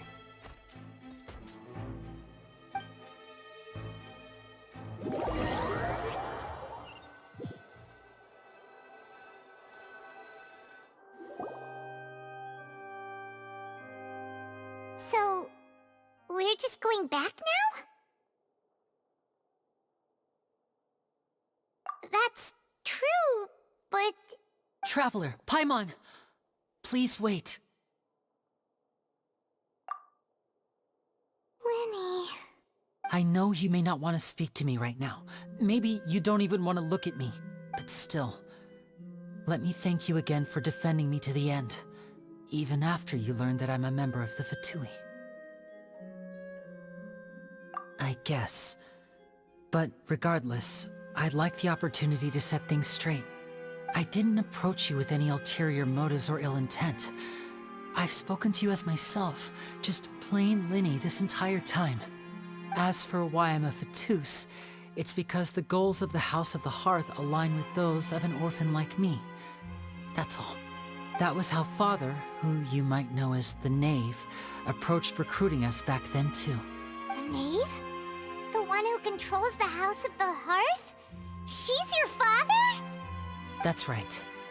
And since we're here, I was wondering, would you mind hearing a story? It's about my past. Back when our parents first died, Lynette and I were left wandering the streets. To survive, I took to surreptitiously observing an older street performer who did magic. It took me several days to figure out how he pulled off his amazing tricks. I took my sister through several streets until we found a crowded corner, and we began to perform magic tricks there. To my surprise, we proved to be pretty popular, and we could at least stop worrying about where our next meal would come from for a time. But I didn't want my sister to remain a street rat together with me forever. Before long, an aristocrat came to me and claimed that he wished to take us in after watching my performances. So you went from orphans to nobility just like that? That was how we felt at first too. As if fate was on our side and we could say goodbye to those painful days. But I gradually discovered that while we were called foster children, he was really after my talent for magic tricks. He would constantly take me to all sorts of banquets to garner attention, which he would then use to expand his social circles. That doesn't seem too bad either. Better than roaming the streets at any rate. It took a while for me to realize just how dark his heart really was. After one particular performance at a banquet, I discovered that Lynette was not on the same return vehicle as me. I waited a long time after we returned home, but she did not come back. I went to that noble's bedroom and asked him about her whereabouts. The answer he gave me was, she caught the eye of the most eminent person at the banquet, so I sent her over as a gift. I mean, you'll be able to perform your magic regardless of who your assistant is, yes? Oh no. So he was gonna... But wouldn't Fontaine's laws deal with such people? As far as outsiders are concerned, this is a relationship akin to adoption or foster care, and they have their ways of escaping the eye of the law. I managed to ferret out the location of the mansion of that so-called eminent person and hurried through the night. But by the time I leaped over the walls, avoided the guards, and made my way in, all I saw was the moonlit ground covered in blood, and the knave standing there in the darkness. So, she'd already taken care of that guy. That's right. She had rescued my sister before she could come to any harm, and had even discovered several girls hidden in a basement, all of them orphans. Father, the knave, might have seen something in me, and so she made me an offer. The House of the Hearth welcomes you, for your interests align with ours. Here, none will ever betray you. Indeed, Betrayal shall never be permitted here. I was hesitant to trust her. I mean, I had just been betrayed by nobles. But she was also quick to destroy the noble who had taken us in at first, giving us back our freedom. Oh, so that's how the two of you joined the House of the Hearth. She has her own plans. She has gained permission from the Tsaritsa to first use the Gnosis's power once she obtains it. She plans to use it to find a way to break the prophecy and save Fontaine. So, she believes in that prophecy too? That's right. The whole House of the Hearth is currently working to combat that crisis. Today's case has also proven that people from Fontaine can indeed dissolve into some sort of water, thus further supporting the prophecy. All of us house members here, Lady Arlecchino herself included, are from Fontaine. We won't give up on defending our homeland. To us orphans, the only connection we have left to this world, apart from our family, is our homeland. So, from small deeds like distributing magic pockets to huge schemes like stealing a Gnosis, everything is aimed at dealing with that prophecy. It's all right. I understand. The only thing I can do is relate all this to you. I just hope you can understand that even as a member of the House, I have never stopped making my own decisions, and that I believe what I'm doing is right. If you should need anything at all in the future, feel free to find me. I will do my best to help you, as plain Linny.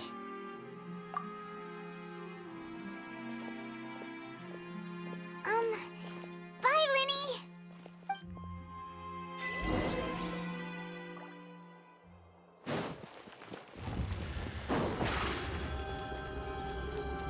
Over here!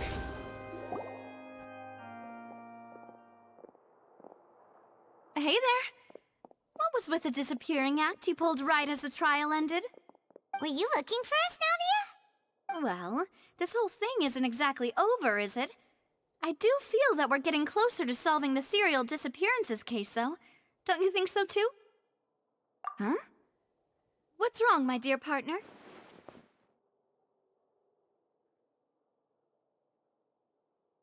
Besides, are you sure we're the ones who can crack a case that's been cold for decades now?